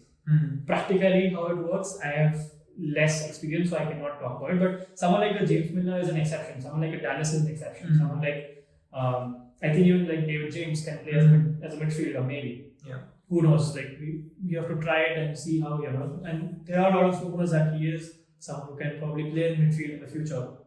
Fullback from Chelsea. So sometimes it's more, and I've seen this with Klopp really. I think it's sometimes more, even if the player would vaguely even never consider playing there. But if the coach can identify a few attributes that would fit in that particular role well, then he may give him a shot. He played Choluka as a striker, so he should get marks for that. But yeah. Maybe he saw something which he thought that okay, this is a strength, and I'm gonna if I do this, then maybe I can get something. Didn't work. He didn't try it again. It's an idea. So exactly. Yeah. If it was at a different age, maybe he would have persisted with it and tried to see if Choluka can improve other skills of a target and become a striker if he was at a youth level again. Right. Club was working at that level, so who knows? But theoretically, it makes sense to me. Because just thinking about it with other sports, really. I mean, I was just watching the Test match the other day. So Ashwin was just able to play Nathan Lyon much better than any of the other batsmen, and I think he spoke about it after the game. He said that I could identify it because I've seen the variations. Just bowling myself in the net so many times, so it simply made sense for me to play the balls that I did play. So I think it makes sense, but obviously, what are your thoughts on? I think we've spoken about this in offline conversations, but what are your thoughts on just data being implemented in sports and how we talked about it briefly with progressive passes and that and all that stuff, but do you think it gives you the full picture when looking at the games? Or even so, if not now, do you think there would be a time where we could simply read the stats and analyze games even, tell which players are good, tell which players are bad? In the future? I don't know. Right now? No. If you... biggest example, Liverpool XG from last season. Yeah. I think third, they're supposed to be. And you watch them play. I think if any team... Even the season when we finished second on 97 points, we were like 5-6 goals behind like City, like in terms of XG and things. City should have won that league by like 10 points or something. So right now these stats are not reached that level. So if in my opinion the Liverpool I saw last year was as complete and as close to the Invincibles, we spoke about this as well, that if any team, I would not want to see Man City even be invincible, but this Liverpool team, I would not be that saddened by the whole, I would be sad because that's the only thing we hold on to as Arsenal fans. We are not in the Champions League, but I would not be disappointed because I would feel that they are worthy, successors, because that team had multiple weapons. You close on Arnold, you have Mane and Salah. Salah direct, Mane is someone who creates something out of nothing. You have Firmino. You have runners from deep. Exactly. So there's many ways they can score a goal against you, and it's difficult. So I think that was a very good team. But if you see the XG and points per game, expected points per game, they have overperformed. While what we saw on the field, which everyone saw on the field, no one said that this is luck that they're winning. It wasn't, right? So that's why I feel right now the stats are nowhere close. Not nowhere close, but they're not close enough in a way to say that this team did better than this team. Right. But with time, who knows what's going to come in. So like progressive pass is something which was new. Earlier it was just passes, which did not paint a good enough picture. So with progressive passes, you could understand and analyze the player better. That okay, he's playing a progressive pass, but still you have to see what league he's playing at. You still have to see what level his oppositions are, and what kind of formation and what kind of pressure they put. If I'm playing against a high pressure team and I'm a number 6, and then close down the number 6 and I'm still playing progressive passes, that's very different from a team which plays at a low block. Right. So different. In my opinion, football has got a lot of variables, and that's why it's difficult to quantify and get a correct picture out of stats. Right. Baseball, it works easier because at a time the variables are maybe just 3 or 4. The pitcher, the batsman, the weather, and the player who's on the field, like who's directly involved. Not everyone is involved at the same time. Same with cricket, like the pitch, bowler, batsman, weather, how the pitch grows. And that's why it's easier to quantify, and you can talk about how we perform. But in football, there's so many variables involved. Do you think like the reason I posed it in that sense, if we could ever get the full picture, as we talked about Johan Cruyff before, it's because of the intangibles, which I feel that we'd never be able to. So Cruyff talked about that it doesn't matter however good a team you are, whenever you come to Anfield, you're playing 11v12 almost every single time. It's because of the atmosphere. Right. And so those sort of things I don't think we could ever objectively quantify, if that makes sense. Yeah, that's what. So this is just one aspect of it. Right. A player may not perform well because he had a fight the last night. The player might not perform well because the coach said something and he took an offense to it. And he's not in the right frame of mind. Right. A player won't play well because he didn't get good sleep. A player will be very motivated to play against the team he used to play for because he wants to just show up. Exactly. Or it could be the complete opposite effect that he is not able to play well because he has to play with that team. Ashley Cole had, I think, issues playing against Arsenal because he was booed throughout. A lot of players. Sterling Liverpool is, I think, a very big example of this. And on the other side, you have Kingsley Coman, who comes into the finals and he plays a game of his life because there's a point to prove. So there are a lot of different factors involved. So you can never get a full picture from just the eye test or just the stats. It always has to be a mixture of the two. Same with like XG for that matter. XG is right now a very primitive stat because I think there's so many factors which need to be added to it for it to have relevance. Because you start off with the player who's on the ball. If you're Sterling on the ball and he's not on the keeper and he's time to think, he's more likely to miss. Give Sterling no time on the ball, pressure, he's going to score. Same position, same ball. He has time to think, doesn't score, time to think, scores. Same with, let's say, Coutinho, edge of penalty area, he gets that ball in space, you expect him to score, yes? Or hit a shot on target, outside the box. See, whenever we are talking about this, don't you feel that it may have faults, and I think every statistical model has faults, but like it's still superior to the rest of the models that we have, like in that sense. So that's what I'm saying, it's still, it is a stat, it could grow into something valuable, but there's so many factors which are not accounted for right now. So I think now, not now, I don't know if it was, I'm sure it's from the beginning, the weight of the pass also matters, but it also has to matter what the defenders are doing. If I feel that they're closing me down, I have less time, I will not shoot it the same way. If I feel that, if I don't even see the player and he's closing me down, I don't know that he's doing it and I'm taking a shot without any worry. That's different from the fact that I see the player and I think I don't have time. Again, you go on to the other variable, that is the goalkeeper. Goalkeepers, so I've been following a guy on Twitter and he talks about the different goalkeeping techniques. Some goalkeepers are good at one-on-one situations because of the technique.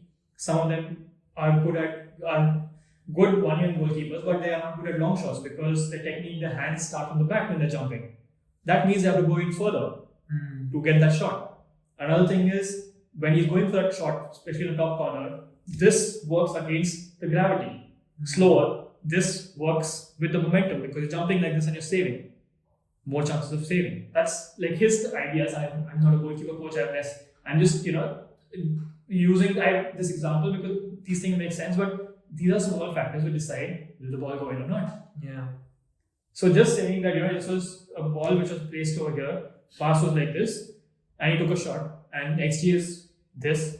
For me, is incomplete. It could get better with time. I'm sure it will, like how it has happened with passes. But it takes time, and it gives me an idea for sure. If I see a game, I see It's better than shots. It's better exactly. Definitely. Like you see shots in which the ball takes 5 bounces and then reaches the goalkeeper and he grabs it. That can also be considered a shot on target at times.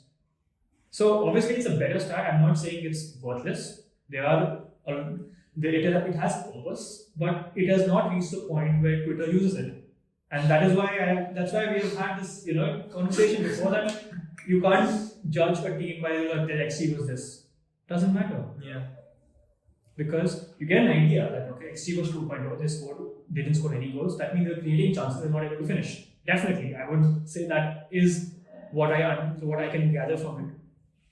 Other people would gather more information from it as well. My knowledge about I have read XG philosophy, so I've recommended that book too, and I want to read it because that way I can be more, I'll have more holes in my arsenal to come against it, so to speak. But understand better, obviously, because there is purpose to it and it has value, but you can't base your argument based on that thing. Use the information which you see and try to use that as a way to corroborate what you have said before. Right. And that's the same in every stat. It's the same in everything because even with the eye test, I can say that Arsenal played so well, but if I see the stats and I see that it was just XG of 0.5, that means I probably saw something wrong. Just give you an example that they're not creating enough, but they are having possession. So it has to be a mixture of both. Right. I see this and I corroborate that with the stats, and then I should be able to I should come up with an argument for or against the team. Right. So that's where I feel that that relationship is. But don't you it still has like relevance in maybe you have a short list of 1,000 players, okay, and if you're looking for a centre half, and there are a few attributes you would find desirable in the centre back you have or want rather. And then there are, let's say, 30 centre backs that jump out saying that these are doing really well in, let's say, the top 5 leagues almost. Right. Then wouldn't it almost be a better way to only scout those 30 and look at those 30? Even yes, though what do you do with the 30? You look at that. Right? Yeah, exactly. So so that makes sense. But when you say that I'm just going to go by stats, that is not possible. I'll give you 3 or 4 examples: Mustafi, Lucas Perez, Torreira to an extent, and Ellen. All these 4, but only stats though. Yeah. These 4 players are what Wenger did not want. Lucas Perez. Yeah. Wenger didn't want Mustafi. Wenger didn't want Elneny. But Arsenal bought stats DNA. Exactly, stats DNA, and these are the players who stood out, and you can see why they stand out. Yeah. Mustafi has a lot of, he is someone who closes players down. He has a lot of tackles. So when you say, if centre back should have good tackling, so he will stand out on that. But if you don't corroborate that with your eye test and see that he is also a knobhead and he's gonna make stupid rash decisions, then you have to see that in that context and make a balanced decision. See, I think Wenger, when he was initial stage, he spoke about Griezmann as well. Griezmann, when he was in Sociedad, we were scouting him, but the stats said we shouldn't buy him. And Wenger wanted him because he knew he has seen him play, and Wenger has that experience, and he said that this is the player who's going to be one of the best in the world, and he is one of the best in the world. Yeah. So it has to be a mixture. Obviously, you can shortlist through that, no doubts about it, but you will have to also confirm it with your eyes that this is what I see on paper is what I see in a player. Martinelli was someone who came out of the blue. Yeah. More or less because he was. I don't think his stats were that great, but you could see that he has the way he plays, that intensity is it's wow. Yeah. That guy plays 100% all the time, and he's like going for it. So you have to find a midpoint. Is always going to be my thing, and it can never, like, obviously it was earlier just eye test. Now it's never go to a point where it's just that. Because along with this, a good example of someone even after doing both could be unsuccessful is Angel Di Maria. Stats good, eye test good. Next you see, will a person like that adjust in a city like that, Right? And that environment. And that is something you have to understand. So when players are, so most of the time when a club buys a new player, they talk to their to the family, to understand what the family is like, how has he been brought up, what his ex-coaches have to say about him. So all these things are part of that process of the culture of the club. Exactly. Yeah. Even if you've seen Tottenham's documentary, so in that also when they're signing Bergwijn, they're talking about all these factors. They're talking about the family. They're talking about what his ex-coaches have to say about him. Yeah. Because you have to see, even if he's a great player, is he going to fit into my environment? So it's always going to be a mixture. I don't think it's going to go one way. Yeah. And it's never going to go back to that way, which was there earlier, with just I guess.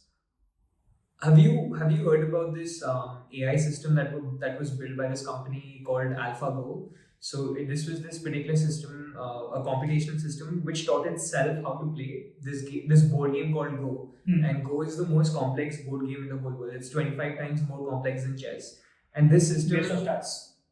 Yeah, no, this is 25% more complex. Yeah. It's pretty good. No, because for every chess move there is for every chess move there's 20 more variables. Yeah, just many more variables in Go. So so this company based out of the UK made this computational product rather, and they let it simulate itself for a couple of months, and then they played the human champion of Go 5 games. I think they played 5 games, and the particular machine beat that particular individual 4-1 or something.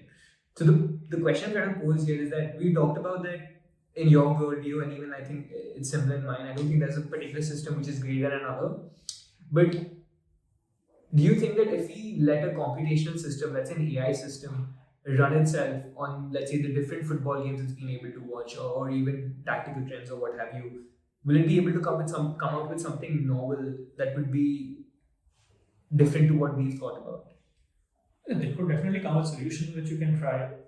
Again, based on what you see, and you have to interpret that data in a way that can. Of course, then that data will be having to be transcended to, let's say, the players, and then they can put that off. Exactly. So that you have to see if that data is accurate as well, because so that system would work if instead of players, they have machines, and their machines playing other machines. That's what players are saying. Yeah, exactly. In that case, because football is a game of mistakes, and a mistake could happen because of a lot of reasons. Mistake could happen, as I said, lack of sleep, same with net, you're tired now. You're not at your 100%, so you make a mistake because of which you were not supposed to commit for a tackle, you commit for it, miss it completely, the ball goes back and the opponent scores. I'll give an example of Arsenal versus West Ham. Initial start of the season, West Ham made a brilliant block.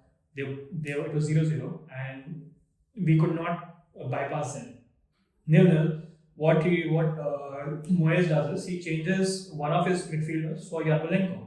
Yarmolenko is more attacking. He probably thought that I could probably try to go for a win. Arsenal had all the possession, but we were not able to go through. There was no penetration through the lines to create a chance. But when Yarmolenko came in, he was not mentally the same level with the rest of the players because they were in that zone where they were moving perfectly. Yarmolenko's made one step wrong. That created the space to play that through pass, which Ceballos went into, which then he played a pass to Nikita and he scored. So these things is difficult for an AI to analyze and say, because you don't know what's going to happen in those situations. So if there's computer versus computer and player versus machines, then probably yes. Okay, spaces here, you go this, you do that, next to it happens. Perfect. But something like this, where the human factor is involved, where there are so many different variables. Football, as I said, is a game of variables. There's so many aspects to it. On the pitch, off the pitch, the crowd, the life of the player. Yeah. So many different aspects that I don't think it will ever reach a point where an AI can do the job of a coach. But AI can assist the job of the coach by saying that, okay, this team is leaving space over here quite often, or you can see the right. It could be maybe a system where the right winger is not dropping, so it blinks that this guy is not coming back in his position or into that shape, because AI will have to analyze the game. So I think in an ideal situation, what Bielsa does with humans, that can be done through an AI, where they watch all the games, get all the strategies, get all the spaces based on what system Bielsa says that, okay, these are the things I'm looking for. He puts the code in, and he gets that system that what Bielsa is looking for, and analyzes 10 games of the team and tells you that these are the players who are making that mistake. These are the spaces which are, like, let's say spaces in front, in between the lines, right?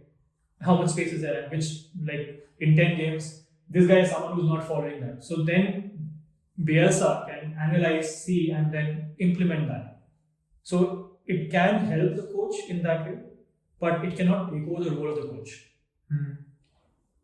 Along with the information, it is also important how that information is being transferred. If I'm talking to you like this, it's very different from if I talk to you like this, you piece of shit, right? Because when I'm doing this, you're being defensive, and you're automatically brain will be closing down. Yeah. Compared to when I'm talking to you nicely, or I'm talking to you in a very open manner. So how that information also makes a difference, and some people need that. Some people need that. You have to. That's why you see a lot of these coaches abuse during matches, because the players understand the value of that information. That if you do it all the time, it will be very different. People will not they will not care. But if I'm talking nicely all the time, and one word I say loud, you're gonna pay more attention to that, right? So these factors about how the human is gonna work, how the human is gonna understand and take that information on board, is also gonna have a relation to how he interacts with that. Exactly, how it interacts with that environment, that football environment that you talk about. Which I feel right now the AIs, in what I predict, which I can predict also right now, is they cannot do. Maybe at some point in time. Have you seen Elon Musk's advancements in Neuralink and what he has to say? So he's preparing to install chips in people's brains, so that we don't have to talk, basically. So I can be thinking whatever I'm thinking, and then and that stuff will be sent over to you. Because his whole ideology is that, and I think I agree with this, because when you're thinking about, so when I'm thinking about what I want to talk to you about, or what I want to say, I'm probably 95% being able to communicate that. And from what I'm being able to communicate, you're probably able to grasp 70% of that. So there's a lot of friction that's there. So his ideology is that if we can almost go away with speaking, and have computer chips which are installed, but then again, I guess it would be whatever I'm saying, it would be the player's interaction of how he then interacts with the information in the footballing context almost. Also, I hope there's a filter involved, because a lot of times I'm saying something and I don't mean it. In my mind, I'm abusing that person, but there's a smile on my face. Example. I'm just kidding. But I hope there's a filter that ever happens. To what information you want to get transferred. But who knows? Maybe that will have an effect. But as I said, modulation of your voice is very, very important. If I talk to you in the same tone all the time, you're going to get bored and you're going to sleep. Same the other way. You have to have that to make sure that your point is pushed across in the way that you want it to. But who knows? Future. I'm sure no one expected cars to run on their own and make their own decisions, park themselves, which is already here. And then there's so many more things that are happening, which was unexpected. So maybe it will reach a point where we are some of the best manager. If he's still on. His brain will have to be preserved for that and kept alive. So. Alright. He's definitely working. I would feel. But, so this is another thing. In relation to some of the coaches I see at the top level, do you feel at the top level it's necessary to be a good coach, or do you think people can get by on being managers instead? So I'm looking at Zidane. So obviously Zidane of recent years, he has come about with, let's say, more to his coaching game than simply being an individual, a personality even. Mhm. But do you still feel that if you are able to present yourself well, if you have a good stronghold on, let's say, the dressing room, you can get by in professional football? It depends on who you're talking about in this. Sorry, I've spoken So if I'm about talking about someone like Zizou, I'm So, talking about someone like if you're like that's why if you talk about when you say man managers and you talk about Harry Redknapp, I think that is not going to happen right now anymore because he was a very good man manager. Even Wenger, for the manager, for that matter, was a better man manager than a tactician.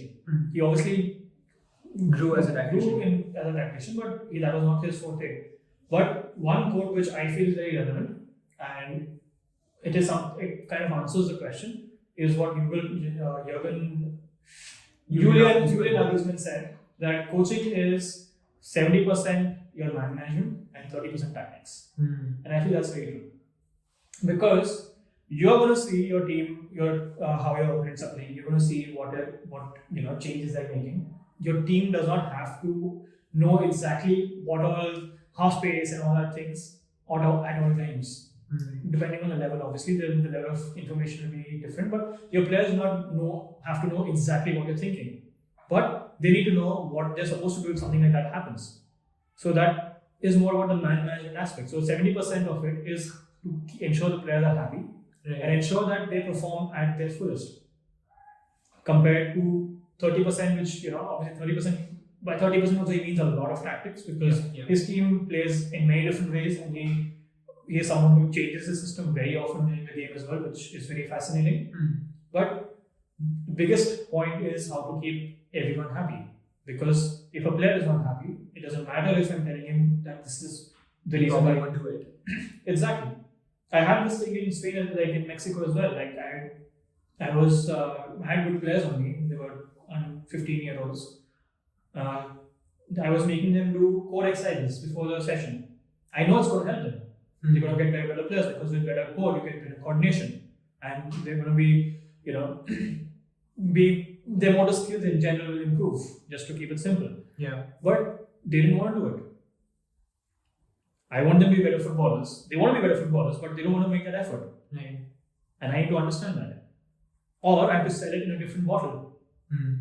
So instead of doing these things, I ensure that I get them to work harder in a match-like situations, creating a 2v1, 2v2 games where they're working harder, they're running, they're enjoying it. So that would be sort of a man management thing which I had to do to understand what the player wants, right? And if he's happy, so he was happy with playing matches where he's running like a beast and he's dead by the end of the session compared to doing core exercises and doing things in that manner.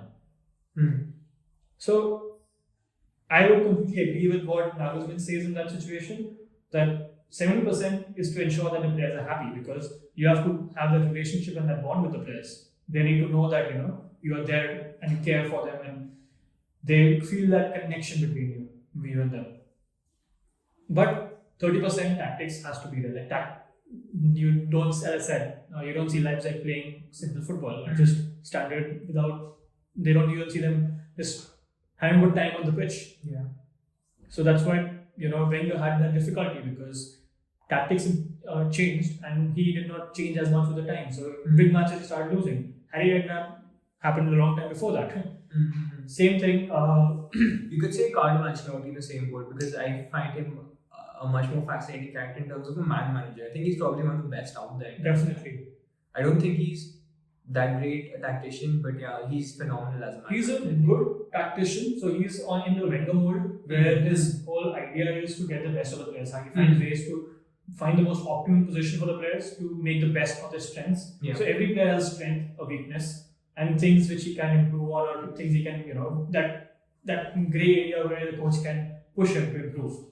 So a goal of what Ancelotti is or what Wenger did, both these guys did very well, is highlight the strengths to an extent where he makes a difference and hide the weaknesses. So when he spoke about Ozil recently, it was very fascinating when he said players like Ozil, you can't expect them to work hard during training session and just be like one of the players because he's not. He's an artist. You treat him like that. You have to give him that special leeway. I'm not commenting on what Arteta did and what Emery did with Ozil. I don't know the backstory, so it's very difficult to say something, very direct way that this is what happened. But you understand where his thought process came from and why Ozil liked to play for Wenger and why Wenger could get the best of Ozil. Yeah. He got 16 or 18 assists in one of the seasons, and he could have done better if he had someone better than Zuru as a striker. Because I think for the last 10 games, he didn't score a goal, and he was a big striker. And he also made 16 assists, I think by January or February itself. But that's the thing, and even the season after that, he didn't get as many assists, but his game became more balanced. Ozil, he scored 10 goals and 10 assists. So Wenger knew how to push the man to being the best version of himself. Maybe he was still not performing well in the training sessions, but then he's Ozil. You need to understand where to push him and where not to push him. That's why maybe Mourinho had some difficulty not in Madrid that much. I think Madrid he was pretty bad. He was the worst version of himself, in my opinion, from what I know. Again, surface. Nothing. This is just between two of us, and then if you talk to Mourinho, he'll laugh at us that he didn't do nothing because we know 0.01% of his time in Madrid, of his time in Man U. But if you see Man U, we did not develop that connection with the players because he was still expecting them to put in that effort. He was expecting Pogba to be like any other player. It seemed. Not saying facts. Or maybe from his side, he was giving Pogba some respect, but Pogba did not take it, and he was expecting more. I don't know. That was fascinating because, I felt Mata did really well under Mourinho at United, or at least he was Juan Mata. I think he was performing well because that wasn't the case when he was at Chelsea, and those were the rumors as well. Chelsea, Mata was like the player of the season for the last 2-3 seasons. No, when Jose was there. Before Jose came. Yeah. No, because I heard Jose didn't like him at Chelsea when he was there at the introductory phase, and that was the whole thing that was going about, that probably Mata won't work hard for Jose or something like that. But that's fascinating because Ozil was probably, that was one of his best seasons at Madrid when he was under Mourinho actually. Yeah. So he had a good time with Mourinho, to be honest. And if you see stories, Mourinho also berated him a lot. There was a time when he was superior at halftime, that infamous. Not famous, I think it's a famous situation where Ramos was wearing his jersey below his own jersey. He's wearing Ozil's jersey in the second half. To show that, I'm sure he must have, at least it's got very famous on social media where you can see that Ramos has Ozil's jersey beneath his own. Why was that? To show that he is sort of a support system that we still love you or something like that. And we don't get disheartened because Mourinho used to play on, so again, quotes here and there. No, it's not the full pitch. It's nowhere close to the full pitch. That's why he's so fascinating, isn't he? So he used to berate Ozil by saying that like Zidane. And for Ozil, Zidane was the god. He was always aiming to be someone like Ozil, from what you can gather through the interviews. So he was playing on that psyche of Ozil, and he got the best out of him in a way. Ozil performed very well for Arsenal as well, with the quality that was there at Arsenal at the time.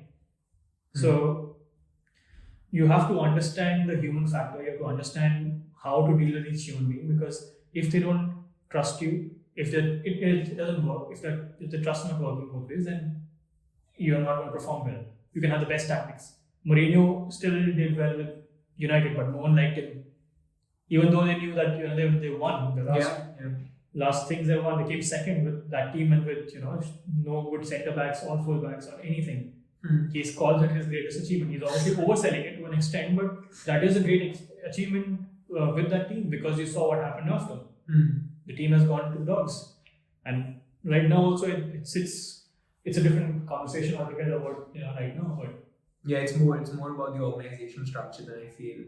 But so I want to touch base a little bit about your journey in Mexico, because that's something that intrigues me. Just as a footballing nation, but a nation in general, really, the culture they have and things there. Can you talk a little bit about that? And just firstly, how did you manage to get a contract there, or work, or experience working there? So maybe for the viewers, you could give a little bit of a brief before we talk about that, I guess. In terms of how you got into Mexico and your experience there. Sure. So how I got into Mexico. So before that, I was in Spain. I was doing a course. I traveled a bit after that I think for around 2 months I backpacked. I guess you've been able to figure out we don't have like a really good channeling process natively. I just speak whatever I want. You can,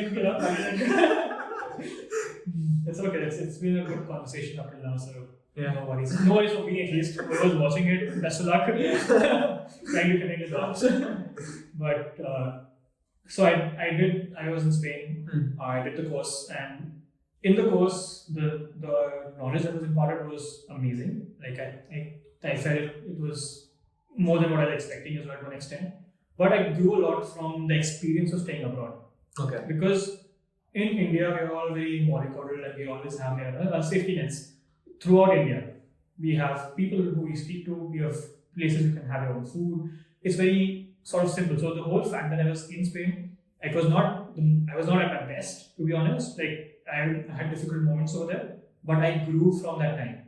And that's the reason why I value going abroad and working abroad so much. So that's where Mexico also happened. So when I came back, I did my license over here in India, and I must have applied to around 150 or 200 different clubs in my time from January onwards, I guess. January onwards to... in India? No, abroad. Abroad, yeah. So like whenever I could get a chance, I used to send my CV. And it took that much effort to find... I did get through with a couple of them. Some rejected because my visa, I'm an Indian citizen, so they want that tag. This was simply based in, sorry to cut you off, but it was simply based in Mexico or no, all across. I've applied all across the world, to be honest. I've applied in Africa as well, continent, and Netherlands, everywhere. So New Zealand, wherever I could, wherever there's an opportunity, I applied in that time last year. And as I said, some people were interested, but then because I was an Indian citizen, they want the tag of, we have a British coach and we have a European coach. Sometimes it got rejected. But with this person, the technical director of Foot Academy, I was able to connect with him with regards to our coaching philosophy. So we spoke and we had different similar ideas about how we wanted things to be done. And that's how, it started with a conversation. We ended up working together, and it was a great experience. Like more than the organization, I enjoyed working with that guy because I got a chance to bounce ideas off him, and it was not always pleasant. We had fights as well, like discussions and fights, but it was good way of challenging each other to find the best possible solution. So that's how Mexico happened for me, by a conversation with one of the guys, one of the 200 people I applied to, and us hitting it off, and that's how I ended up in that country. So. And I wanted to go there because, as I said, like I don't want to be. I'm still in my 20s. I still have a few months of saying that I'm in my 20s. So I'm going to milk it as much as possible. So I feel this is not the time to be in your comfort zone. You have to you have to push yourself outside it because you have that freedom to do it. You have, especially like if you're privileged. We are privileged, you and me. That we don't have to give money to our families to survive. And that is. In our country, especially that is a very, very big privilege. That's a blessing. Exactly. So I recognize that, and that's why I used this opportunity. I went there, and Mexico it was an eye-opening experience for me because I was completely out of my comfort zone. I had to, starting from cooking for myself is something which I've never done. Even in Spain, I was doing it, but not to an extent where I was doing it over here, because I was still sort of a uni situation which I was there doing my masters. So here it was with work, and got to push myself outside my comfort zone with regards to that. My language skills improved because when I was in Spain, I knew in 6 months I'm going to go back home, but my plan in Mexico was long term. So I took it more seriously, tried to understand the language, the culture. And more importantly, I love the people and the culture of Latin America. Very warm people, they are very helpful. So that's the whole, like when you ask me about what Mexico is like, that's what Mexico is like. Like if you see what the media shows it as, it is not 100% like that.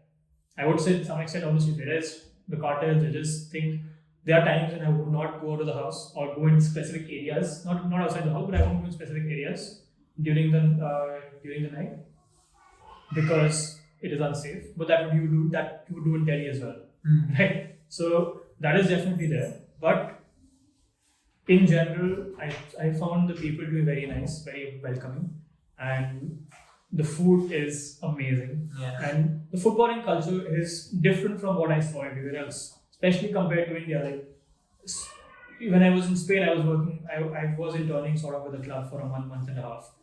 Uh, so maybe at that time the relationship the coach had with the players was different, so I did not get to see them in that way. But like in India, you start off with the players having maximum respect. So when I come in and I say, "Oh, this is what you're supposed to do," they're like, "My respect starts here." And if I mess it up, then it goes down. In Mexico, I had to start from here. They don't start by listening to you; they start by questioning you, and you have to create that respect for yourself in the eyes of your players. And I'm not just talking about the adults; I'm talking about the kids as well. We've had kids who walked off a session. Yeah, like I'm not enjoying this. You had a 10-year-old do that. Wow. And that not just to me, with all of us. So that is an experience which pushes you outside a comfort zone, that makes you think, is he saying the truth or is he just being a brat? Even if he's being a brat, how can I ensure that I capture his imagination as well? Because that's on me, Yeah. right? Because if he's playing, if he's there, he obviously enjoys the game. So I have to ensure how can I engage someone like that in my sessions. And that is something which I've never faced in India before. In India, if I say, if you're not doing this, take 5 rounds and you join back. He'll do it. He'll come go to his mom. I'll tell his mom why this happened. The mom will take my side. Yeah. My parents never took my side. They were always like, "Oh, you must have made a mistake, not them." And that's the mentality we have. And that's like the culture we have. Oh no, he is the coach, he knows everything, he's the best. You have to listen to whatever he's doing. So if I was in a similar scenario as I spoke about earlier with the core exercises, I had to just tell the players, "This is what you're doing." And they will do it. And they'll trust me that this works because they respect me. But over there, they question me. Yeah. And Which is good and bad. it is good. No, it is definitely good. It has to be in a respectful manner for sure, in a way that they don't, just diss you off and get out. Obviously, there has to be some line which is drawn somewhere. But in a way, that's good because that forced me to become a better coach. I realized that I was not.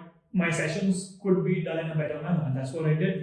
Like with the senior team, till I've spoken about this earlier in some of the podcasts as well, where till December I was suffering with the seniors to get that connect, to get that harmony in the training session as well, because some players just didn't give a shit about it, and I did not create that connection because of the reasons mentioned before. There's something else that I think we were talking about it briefly, but like to what extent do you feel language plays a role? Because you talk about working in Mexico, but even working in Spain to some extent, like how easy or difficult is it to get whatever you want to get across to your players? So language is definitely important. So our whole USP of Food Academy was the fact that we were an English speaking academy in Mexico. So players were coming in.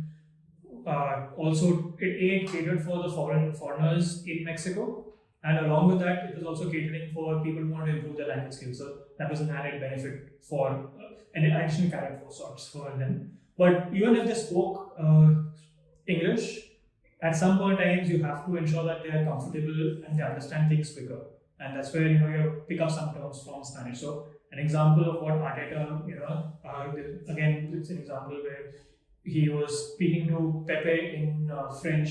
He was talking to Aubameyang in a different language. He's talking to different players of different countries in different languages. He's talking in Spanish to Bellerin or someone like that. So because they are more comfortable in that language, the thing will get registered quicker. And when I was like earlier before this, I was speaking about my training sessions and how I had to make them crisper. So part of that was also to ensure I'm not talking too much, because when I stop and start talking, the attention level goes like this. So the trick here was to ensure I create words which can encapsulate a whole sentence or whole idea in one word.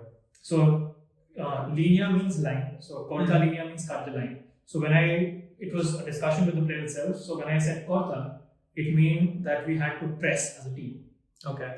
So Spanish term, obviously, I wanted it to be Spanish because that way it registers quicker in the heads. Mm-hmm. And I also want to be short because then if I want to say cut the line, press, it's not going to have the desired effect because it doesn't register in that way because I'm using multiple words to say something which I can encapsulate in one word. Right. So coaching, language is very important. It's the same with coaching in India as well. If I'm coaching in India and telling the players, spread out, you go here.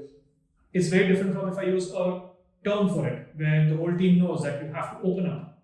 Mm-hmm. It can be just open, it can be some other code which they have come up with, which creates that ownership to that term and gets registered better because they were the ones who came to think about it. But coaching language is very important, and you have to find ways to ensure that you are not talking very often during session or matches. Right. It has to be player driven, the model in coaching in general at all levels has to be that it is player driven than a coach driven model. Coach led more than that. Like you talking about this aspect of obviously studying in Spain and working in Mexico. I think this was a question I sent across. What did you make of the coach education models that you talked about the master's program you enrolled in, and that had a lot more than you probably expected in terms of what they had to offer. But even what do you make of, like, say, the NGP, so like governing bodies and the programs they are leading out in terms of coach education? I know, so I interned at Bajibute football schools for a time, and you would work there for some while as well. So they are doing some good work in the Indian landscape for coach education, but on a much larger scale, really. Like, how would you compare where we are in India to, let's say, some places like Mexico or Spain, and how they look at coach education? So, coach education in general it's a mixed bag altogether. So, coach education in Spain is very different from how it is in Germany, how it is in England. England obviously has improved over the years, but still, it is not. At least, I won't say it's not at the same level. I think it's pretty good now, but it is. I've not been in either of them, and so I can't comment as such that how the quality is, but it is very different in different countries. It's more about the culture. So Mexican coaches also, their coach education system is also not very great, to be honest. But they have a culture of football which is very different. So when we talk about this whole course as well, a lot of people have asked me, who want to go for that course, and people who've sort of gotten into football more recently than the ones who have been there for a long time. And I tell them what I tell them is that you have to go there at a certain point of your career. You have to have a certain experience before you do a master's in football, because of then you will not grasp the whole concept about what they're trying to inculcate in you. And for us, that comes when maybe just, I don't say that a license gives value to your work, but it tells you like a minimum. It gives an idea about where your minimum qualification or understanding of the game is, and most of the times. So you have to be, the criteria is at least do a B license before you do something like this, because that way you have at least been in the system for 4-5 years in coaching. Same thing in our course, we had a guy from Panama who had not done any coaching. Okay. And he came for the course, and he was able to grasp more concepts because football is something that they live and breathe. So they understand those concepts because they've been doing it. So same with the next player, it will be easier for him to grasp this concept. So the whole cultural thing helps them understand the game better, and that's where the coach education process starts from for different other countries. India, because we don't have a very football-based culture where people are not consuming the game to the same extent, we do not have that level of education when we're starting off. So, for example, you've lived in the UK, people discuss matches, right? It's like a family thing. People live and breathe the football club, they talk about it. A lot of times they'll talk shit, I'm sure. You should have just picked it to him, or my nana could have scored this goal or whatever. But it's a conversation, and there is some thought process that's going on throughout this whole process, whole time. And that's where their base comes from more than anything else. And that's why we are lagging behind, because we don't have that. And that's why we need to be able to do a certain amount of research and work to have a certain amount of experience before we can say that okay, we should be going for a course which talks about fundamentals and all these different aspects which was offered. So I feel more than anything else, it's a cultural difference where we lack compared to Mexico or anywhere in Europe. Mexican coaching is also not great, as I said. Like the coach education system is quite bad. Like in Panama, my friend, when he was getting his license, his C license, he had to just write a paper. There's no practical, nothing. It is they are improving for sure. They're also trying to because of so much knowledge that is available online now. These organizations, these federations are tying up with them and coming up with more better coach education systems. But that for me is not where we lack. If that makes sense. So let me just ask you a very silly question in that sense. We've talked about, let's say, some of the problems we may have as an India with football really. But if you were installed as the AIFF president, how would you make India great at football again? Don't do that. Not in this day and age. Let's just cut off from get over it. Let's just keep that as a back memory. Especially, it doesn't affect us as much as people from the US. See, I mean, that's a different conversation to have, but okay. You want to get into that? I don't know. I mean, I'm fine if you're down. Okay. Wherever you want to take this. But yeah, just talk to me about the whole AIFF thing. Like if the president would depend on how much power I have to actually make a difference and how much of it is just for namesake. If not from just for namesake, but how much changes I can get through done, because there are a lot of different entities involved. I can make suggestions and the company has to do it, blah blah blah. But if I had full authority to change the landscape of Indian football in general, that A would be a very big conversation.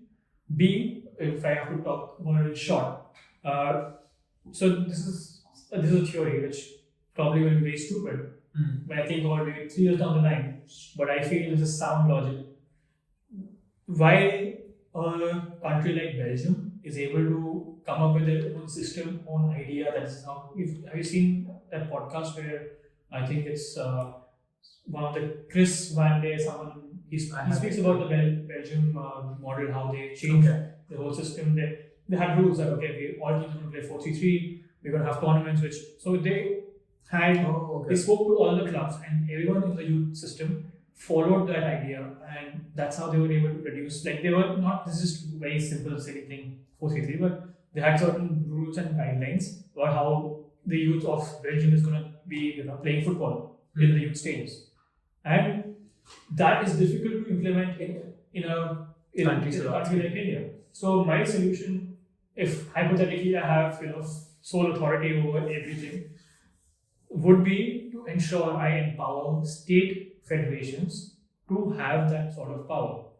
This is all idealistic because there's a lot of corruption, there's a lot of human factors involved. Let's leave corruption out and say human factors where people could abuse their powers. But in an ideal situation, I would have state federations taking over some concept like this, where they can talk about the strengths of the players and come up with a system which works through that. So like a person from Punjab is very different from a person from the northeast, like someone from Mizo or anywhere else, Naga kid.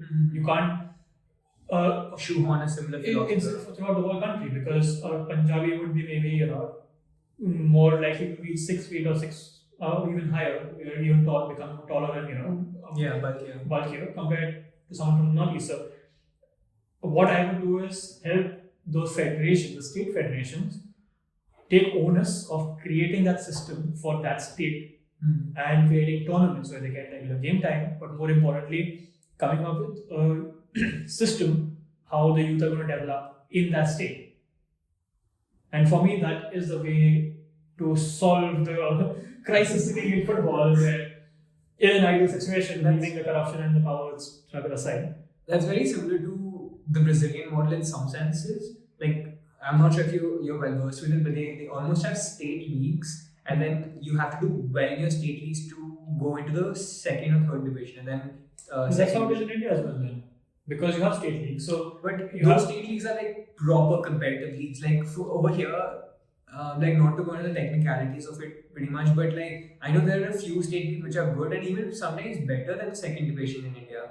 But then the rest of it, I don't think Okay, the it's. Goan League is considered, it has so much value. The Kolkata League has a lot of value because it is a hub where a lot of clubs are there and the culture of football is there.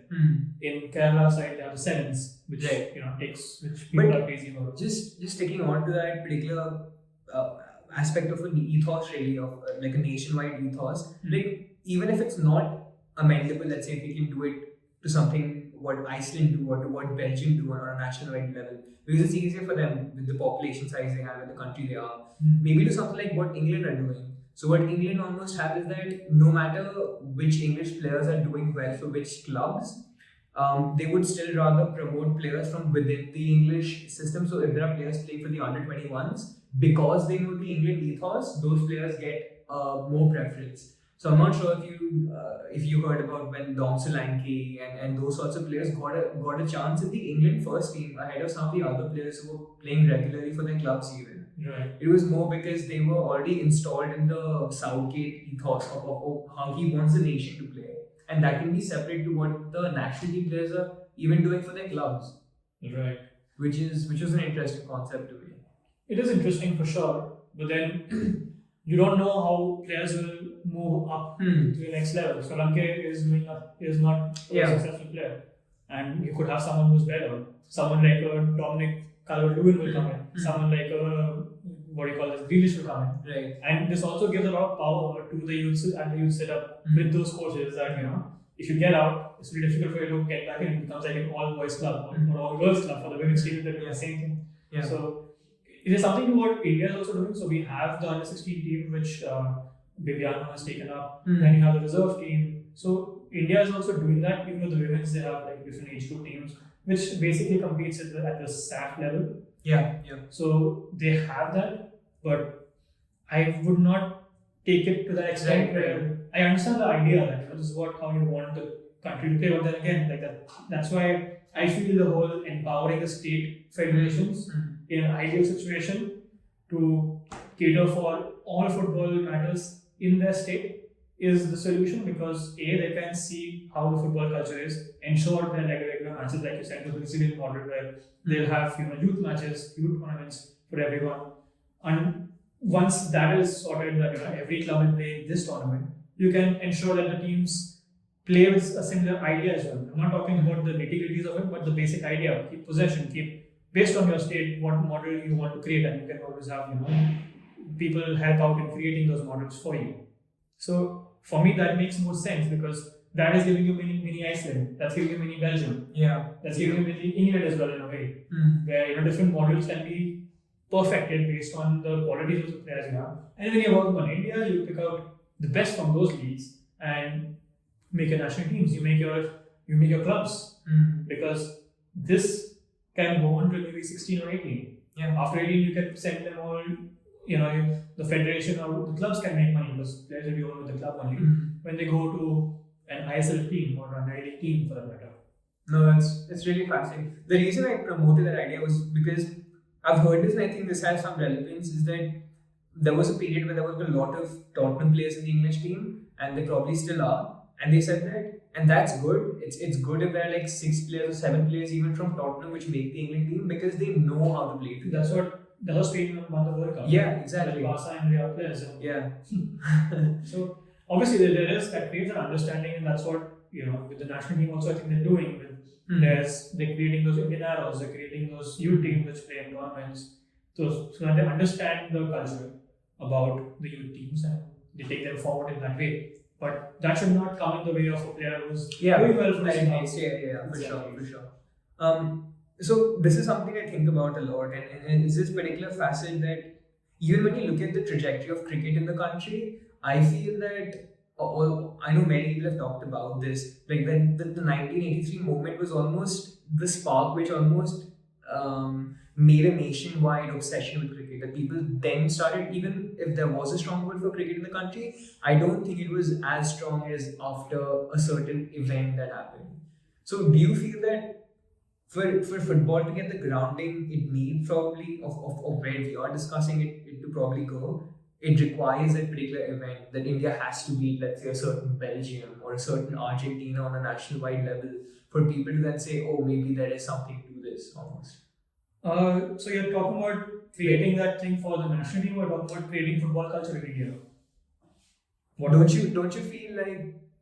you feel if there is success on a national team front, then that in itself trickles down to having a football culture in India in some way? Don't you think that's the opposite? Because if the state leagues and the national leagues Hmm. get relevance, then Maybe, yeah. that can like it can work both Yeah, I ways. guess, yeah, for sure. So the reason I asked is, which team do you like watching after Liverpool in the English Premier League? In the English league, Yeah. I like Leeds. I used to like Bournemouth. Why do you like Leeds? Their coach, their interconnectedness with their community, which is another reason why I like Liverpool. So They're fun to watch. Another reason, yeah. Biggest thing. They're fun to watch. You like Bournemouth for the same reason that they played good attacking football. So for me, you don't need an 80-day moment with it. Mm. If you make your football of a good level, where people are consuming football in India. Okay, we have a population of billions. Yeah. We don't need to compete with cricket. Mm. We can have cricket fans, we can have football fans, we can have fans who That's support another question. Like so we're not competing. We don't have to compete and fight with fans of a different sport. So, and it's not happening because if you see the number of people who support teams in the English Premier League, in the Spanish League, to an extent, the German obviously it's not got enough weightage in India, but you still find fans of the German league and Serie A, in Syria, yeah, exactly. I know a friend of mine is an Inter Milan fan, so his own story, his own journey. So probably just a hipster. Who knows? But that Inter Milan team did well, when 2010 onwards. So people relate to success as like you like Liverpool at time and they were probably doing well. I like Arsenal when they were doing well. People like Man City when they called plastic fans, which is probably because they started their journey when Man City saw something. Exactly, Man City was playing well, so they were like, oh, I like this team. I like the way they play. So they don't. Plastic fan will be someone who keeps changing, and that is also very. It's a facade because everyone has one choice. It's just a way to making it a all boys club again. So for me, coming back to the point, it doesn't have to be an 83 moment. It has to be that the teams are playing good football and they become fun to watch. So once that happens, the fans would come and start watching our teams play as well. So if you see Mumbai play these days, they play good football. If you see Chennai obviously have trickled off a bit. They're finishing. The next was very high, but the goals were not enough. And there's a specific reason for that as well, which I don't want to get into. But they were fun to watch. So if I talk to you like, oh yeah, Chennai was playing great football, and we start talking about it, and you see it, and you're like, oh yeah, I'm watching and enjoying this, watching them play. That can also help create the culture. So you have to have teams who play good attacking football and good entertaining football, not attacking, not like something like what Atletico does, Mohan Bagan. They don't play attacking football as such. They play low block and counter attacking football, but they're fun to watch as well. So I think that is where we can create a more holistic environment to help Indian players improve. Right. Because if again, no background, no knowledge about what Sunil Chhetri has done in his life. If Sunil Chhetri is surrounded by you and me, will he push himself to become better? Or will he be happy with how he is? Seeing the gap between him and us. I think he'll be very happy where he is. Exactly. So, and a player like Sunil Chhetri, like this is again a quote of Tuchel where he said, I had players like Kadira and all these in my team. And frankly, I can't say I make them because I did not do it. I think they would have become what they have even without me. I just have to take care of them. That's a term which is used very often. With Phil Foden also, they said, just take care of him. Let him be. Yeah. And that's what you're supposed to do with special players, someone like a Chhetri. Just take care of him. Ensure that his love for the game does not go. But what improves the level of football is the players around them. So if we improve the general level and quality of players, if Sunil sees next day that I am scoring 3 goals and he scored 7, then he's catching up. I need to prove I'm Sunil. I'm giving a very shitty example. I would not feel score. So you get my point that if you want Indian football to improve, the goal has to be that the general quality has to improve, and that quality will improve the quality of the best players because they will see that, and they have that mechanism. So he is someone, from what I've heard through people I've spoken to, people who have coached him, that he's got a very good self-regulating system. He has that internal mechanism where he keeps pushing himself. He is a pain in the training sessions because he doesn't like to lose. He wants to push every time. If you hear his interviews also now in the ISL, he speaks about very often that he's especially Pradyum, because Pradyum has coached him as well, that that I'm someone who's going to be the hardest one myself. So these players have that mechanism, and that's why Sunil has been able to probably create that gap. But maybe as the players around him who were similar level, he would have worked even harder. He would have pushed himself harder. Yeah. So for me, that is the way forward. Something like this would create that 83 moment. It won't happen without it. It's not going to work out in a dumb luck kind of a manner. Right. And right now, Indian football is improving. If you see the quality of players coming in, the youth which is coming in, it is the work of the last 10 years where you have 15, 16-year-olds who have brought up the level, and then you see in general, my own opinion, first season, every time I see an Indian player taking a first touch, it used to be always back. Not every time, clear obviously, but most of the times when I see them taking a first touch, it was always negative, and then so everything required 2 touches. Right. I obviously did not watch it in the last 2 years because I was not in the country and the timings were not easy for me to continuously watch the games. But now when I see it, I see an improvement in a lot of players in that front, and I see more. We all see a lot of players who are playing at a very good level. Indians. They've gone from Vanha to Guardiola. Yeah. In a way, but then Van Gaal also talks about forward touches, so that's very basic. But 3 touches or something at least. Yeah, it depends. Right now, also a lot of times No, I'm a big Vanha fan. Don't get me wrong. But again, the purpose behind the thought behind the statement is very, very important to analyze. So when Van Gaal says that he has something specific in mind, what he means by it, and the way you and me interpret it is very different from what his players also interpret, because they understand the context of it. Yeah. So everything has to be put in a context. Martinez playing as a striker has to be seen in the context of the game, context of what is at stake. Right. Yeah. So that's what I'm the whole point was that through that Indian football players will improve, and through that process you will have a moment where we there will be luck involved. Maybe we'll just win the AFC Cup someday by chance, where the quality of the players will not be of the same level as the Japanese or the Koreans. Exactly, or the Iranians, which they're doing well. Those countries are doing well because they're investing a lot in youth. So we might, through dumb luck, we might just win which is celebrating. So that's a big deal as well, because these countries are so much ahead of us. You see so many Korean players there. You see not Korean as much as the Japanese. Japan, Japan, yeah. Egypt had the Egyptian Messi, and now you don't call him as Egyptian Messi, you call him as Salah.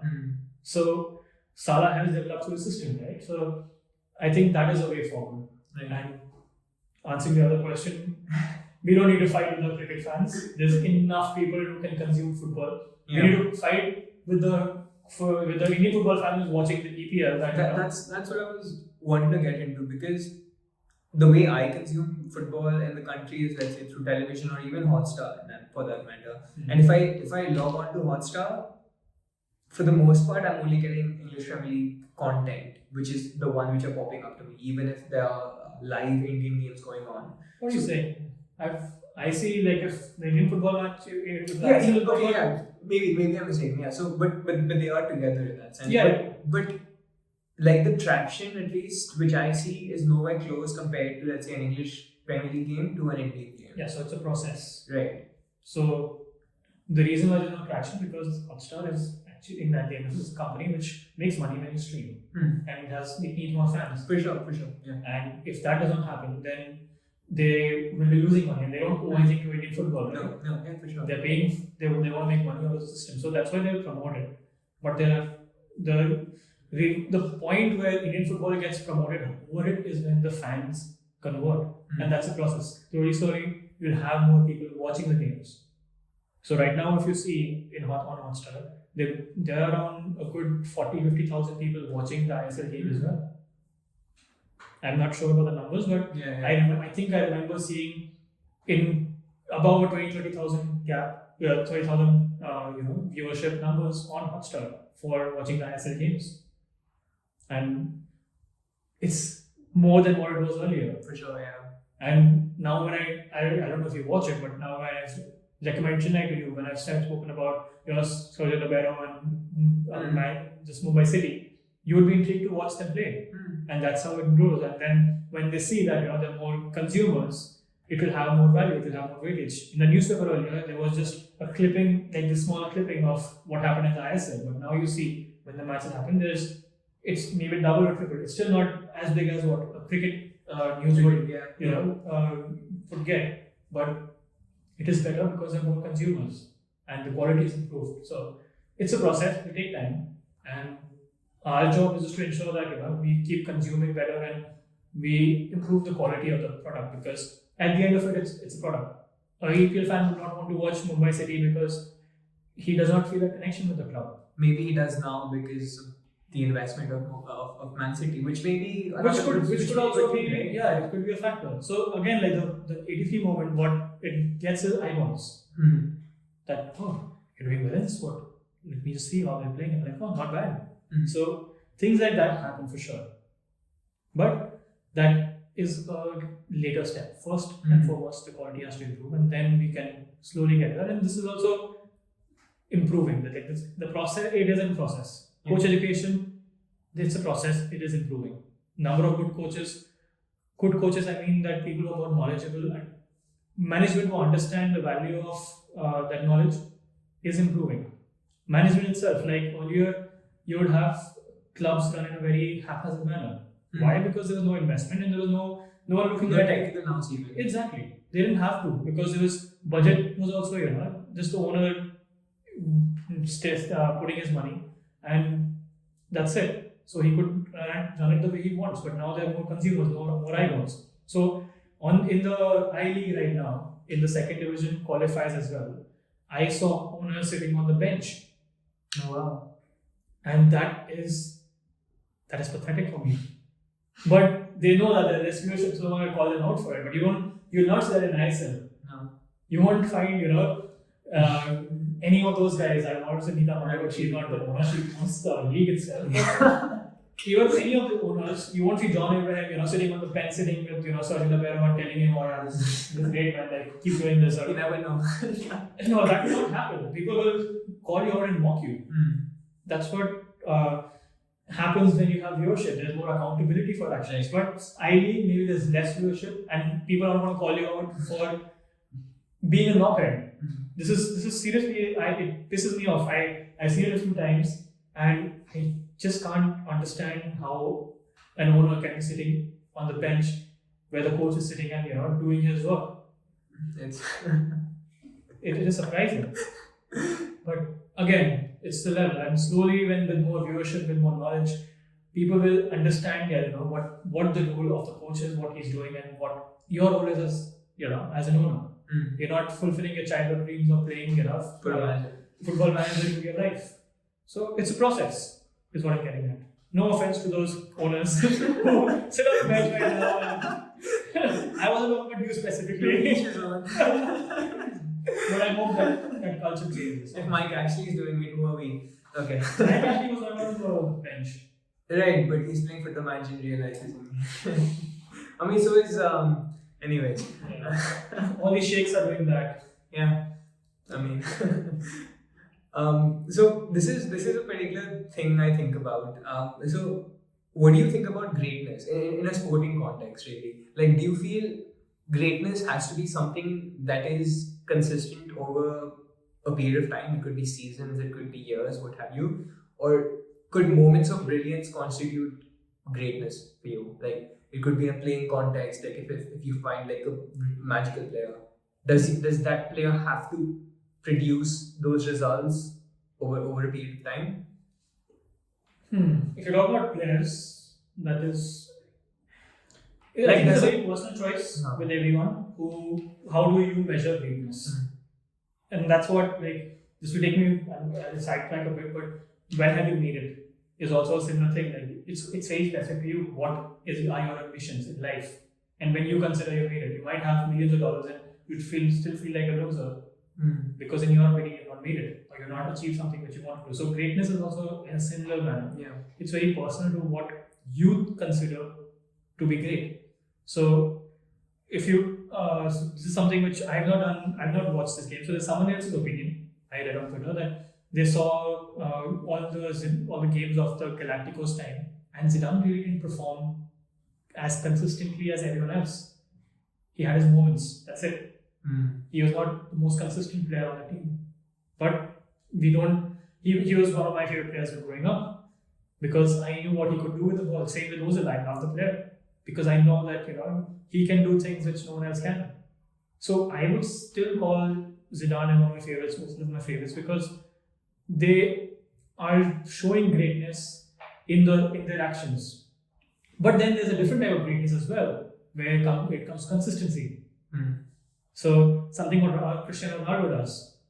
His greatness is in the fact that he's maintaining that throughout the time. More than Cristiano. Cristiano is great even in his moments. But someone like Zlatan in his longevity, Milner in his longevity. So for me, I would rate which one is better of sorts. But for me, that the guy who's doing it in moments is also great. I would not disregard his efforts because he was not consistent to that extent. Otherwise, the real Ronaldo would also not be considered great because he had his moments. He had bad luck with injuries. He would have probably been the best player in the world. There's an interesting perspective which I heard and I found it fascinating really. And I think there was this chess grandmaster who talked about this. So he said that the way to measure greatness is if you are great, how much greater are you than your contemporaries almost. So he said that there's a reason why Bobby Fischer is the best chess player ever because he was so much greater than his contemporaries that even though Magnus Carlsen and the other contemporaries right now will beat him like 10 games, like 9-1 or something like that.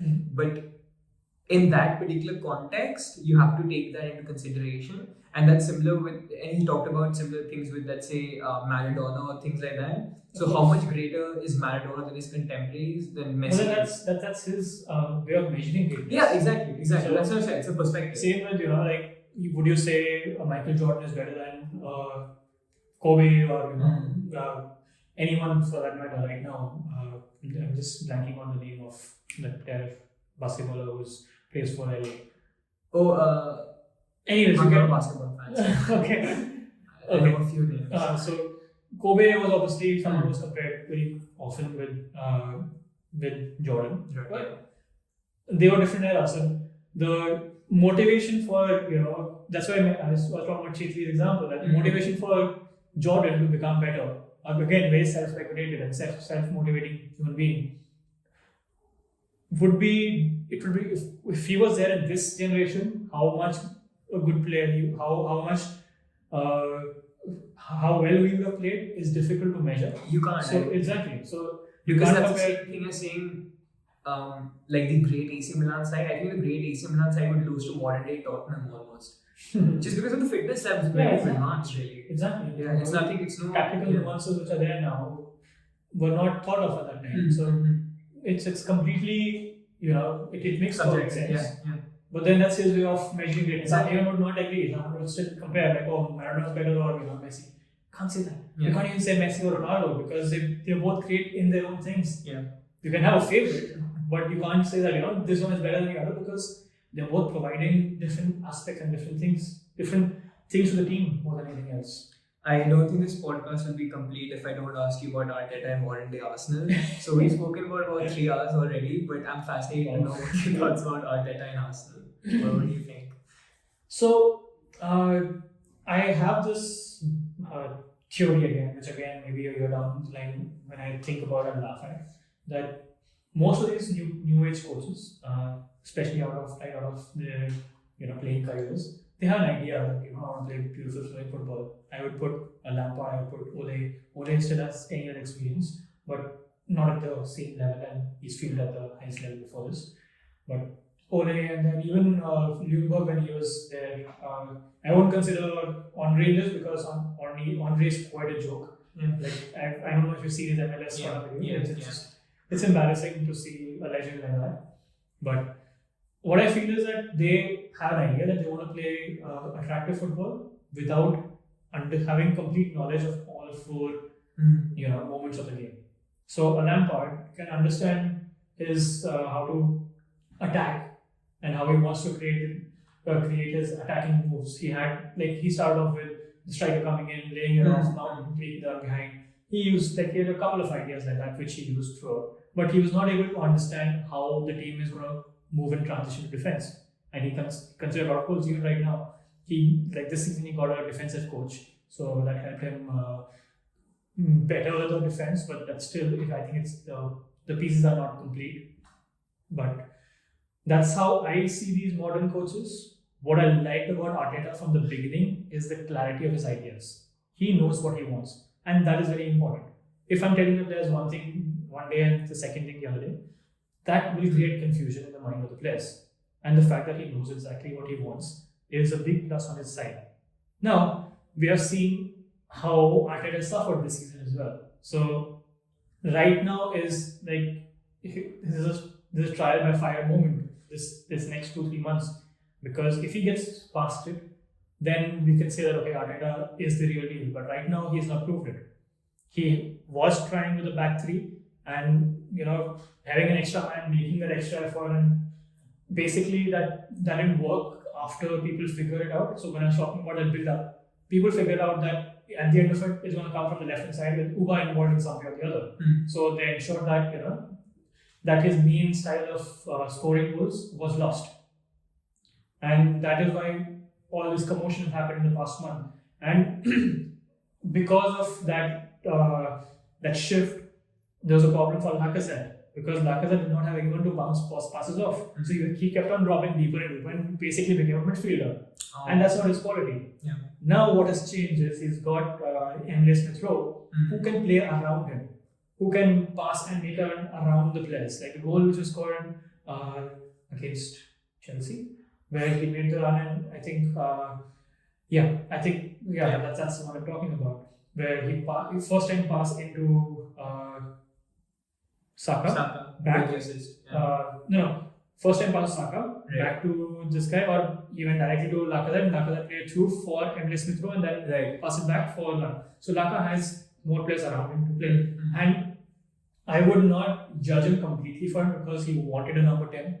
I have no idea what is happening with Ozil. There are rumors, there are stories, there are things which I believe, things which are the truth. Maybe it's beyond Arteta's control even. It's more club. Exactly. We don't know exactly what is the reason behind it. No one has come out and said it in so many words. We have our theories. That's it.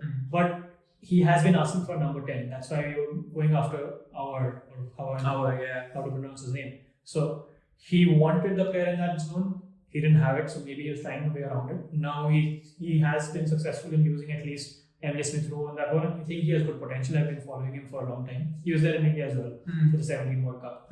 So I would feel that this period is where I would judge him.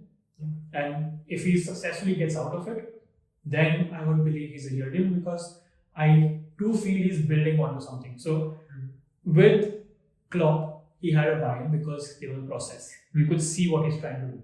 But even Klopp lost 8 of his first how many games? 20 Yeah. games, sorry. He was not. They didn't win a lot of matches, but you could see what he's trying to do. Same with this guy Pep in his first season. Came fourth, But you you can could see the what he's process. trying to achieve. Yeah, and I see that with Arteta, but I don't see that with Ole and Lampard. How long they Exactly. That's what. Same with me. That's why if we had a bad period right now, Arsenal, but I would still rate him above these guys because I see the idea and what he's trying to achieve. With Lampard, I don't see that. with Ole, I feel that it's more player led. What is like, they are playing well right now, no doubts, and they're fun to watch, which is what, as a fan, I think that's the most important because you are lifting a trophy. You have won the league after 30 years, but do you lift the trophy? You personally? No. I'm sure the best thing about it is the fact watching that a team play well, good football. Yeah. And that's why I never had a problem with Wenger because even though we had bad moments, and I would want us to not have those bad moments, but I still, when I was watching Arsenal play, I could enjoy the game. Yeah. And that is very important. I'm a fan. I'm watching my team play football, and that's my entertainment. And I need to enjoy that. And if you suck that out of it, then I don't have anything left. I don't know why. Then I think that's the plastic fan concept that you're good with a fan about trophies, you're winning trophies, then you're happy, or if you're not, then you're not. And for me, that is a very hollow way of looking at things, because you're just looking at things that you have nothing to do with it. So it's like me saying that X person is doing well, so I'm happy for him, being successful in life, without being any part of his life, and getting joy about someone else's work, winning a trophy. So I need to be entertained while watching my team play. That was sucked out of by MD. Arteta, I will see him sometime. Yeah. Because I see a process. But at the end of the season, if I'm not happy watching him play, then I'll, probably not watch as many matches. So that's where I stand on this whole situation with Arteta. But let's see, man. Like, it is. I think he has faced situation which he never thought he would, and he probably came in too early in a job like this in a way because he's made mistakes. He has tried the Mayan highway, realized it doesn't work with everyone. He has made mistakes in his short time here. He has improved a lot of things as well, but he has made a lot of mistakes as well in this time. So I think he could have taken a midpoint and then come here. But if we Arsenal too, they wanted to get him almost. That's why they almost took a risk. Because we didn't have anyone else, and right now we are at the level where he should be working. So if he should have been working with a team which is 10th or 12th or 15th before he is exactly. We have that. There's no doubts about it. We have a good team, to be honest. Yeah. And right now we have Partey coming back. Yeah, he's good. Yeah. If with this formation and with these players, if Partey adds to it, because Partey is someone who plays quick as well. So the reason why Arsenal will become predictable is because everyone takes multiple touches in Arsenal. Aubameyang, multiple touches. Xhaka, multiple touches. Ceballos, multiple touches. Saka, quick. But you need players around him like that. And ESR does that. Partey does that. So it increases the tempo of the game. So I am still not convinced that he is a great manager or a good manager for a club like Arsenal. But I am keeping my mind open that it does turn out to be true because I would want him to succeed. Right. So the last question, what are some books that have influenced you in some way, shape or form? For me, honestly, I'm not someone who reads a lot of books. I've not read a lot of books in my life in general, but I have picked up that hobby in the last few years, and I realized that I prefer reading non-fiction than fiction. So especially if the book is about a football manager or a player. Yeah. But influence would definitely be my first non-fiction, which I can remember reading was the Jim Morrison book. The Doors. It was not written by Jim Morrison, but I think I'm not remembering the exact name of the book, but it was about Jim Morrison, one of the closest things to what his persona was. So it's quite. This was college days, so different me. Thinking about how he lived his life and what his ideologies were. So that's definitely been an influence on me in a way. In football, I've really enjoyed Ancelotti's book, White Coaching. I really enjoyed Bergkamp's book, Stillness and Speed. In getting into, because he's in Arsenal, I think he's been my all-time favorite player above Henry. I love watching Bergkamp play. So that is something which I really enjoy. Also, something which I enjoy is understand books about coaching. So there's this book which I read recently, which was recommended to me by a fellow coach only, and it says the art of coaching or something on those lines. Okay. Art. I can tell you the full name. That's fine. I'll look at it. It's okay. So that talks about how information gets, how people consume information and how you can optimize how you share information with your players.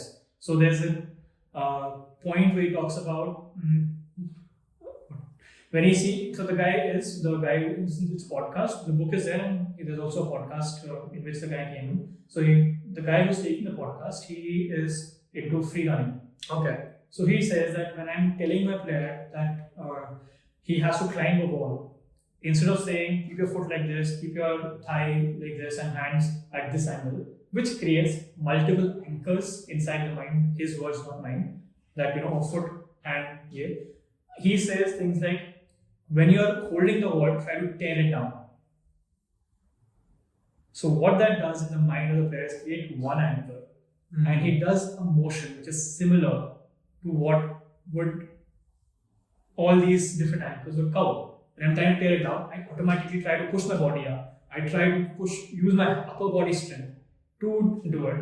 Right. And I can achieve that target through this motion. So that book is very fascinating. This is just one example which I can think of right now on top of my head, which made a lot of sense to me. So what I also feel that in football, we try to use a lot of technicalities. That when you are, especially with motor skills, hand should be like this, foot should be like this, create this angle. So all that does is create a similar pattern for everyone, which is not true. The way you run is very different from the way I run. My body coordination is different. So making a singular program for everyone does not make sense. It's not optimal, because you're thinking about doing those actions the way which is unnatural to you, and secondly, you're diverted from your main focus. So one more example we'll talk about is if you're a sprinter and you're taking that leap, instead of focusing on angle, hand, this, what he says is try to take off like an aircraft. The visualization, like full body angle low and then try to go up. So when you're doing this, that lift off of a fighter jet, that creates a picture in your head how you want it to go. Okay. And based on that, I can move my body in the same way. The objective is the same. You have to take off. Yeah. Right? So strength and everything will be achieved through that. But it is done the way I am comfortable in using my body to achieve that target, instead of it being something which is compartmentalized. So for me, that book, I have to read the book. But that whole concept is very fascinating, because that shows also what coaches in the older times were doing. We guys have tried to intellectualize everything. So every pointer, that foot should be like this, pass should be like this, body moves like this, all these things. Even with BBFS, we speak of all these things, but not everyone moves the same way. Yeah. And that's what the old coaches used to do. They used to just, like, you took the interview of one of the old coaches. So he never gave so much information. He gave very simple information, and the players executed those information the way they understood it. Especially an example where he says, "Beta 5 minute hold for us." He's working on the psyche, right? And the player executing it the way he wants it. He's getting that feedback every 5 minutes. Beta 5 minute, beta 5 minute. But what it's doing for him is it's creating his own body's way of focusing on the matter. Instead of him saying, "Hey, you're going out of line. Get back in line, get back in position." So that creates multiple angles. And my concentration. So he's getting diverted. So that is something which is very fascinating for me. I would like to read that book, but I just have seen his podcast with that guy, and I am quite, that's something which is very high on my list of books I have to read. So great, man. Thanks for coming down and wasting so much time with me. This has been a very long. I thoroughly enjoyed it though. Hope we can do sometime again. Definitely. Thanks for coming. Without it. See you guys. Bye.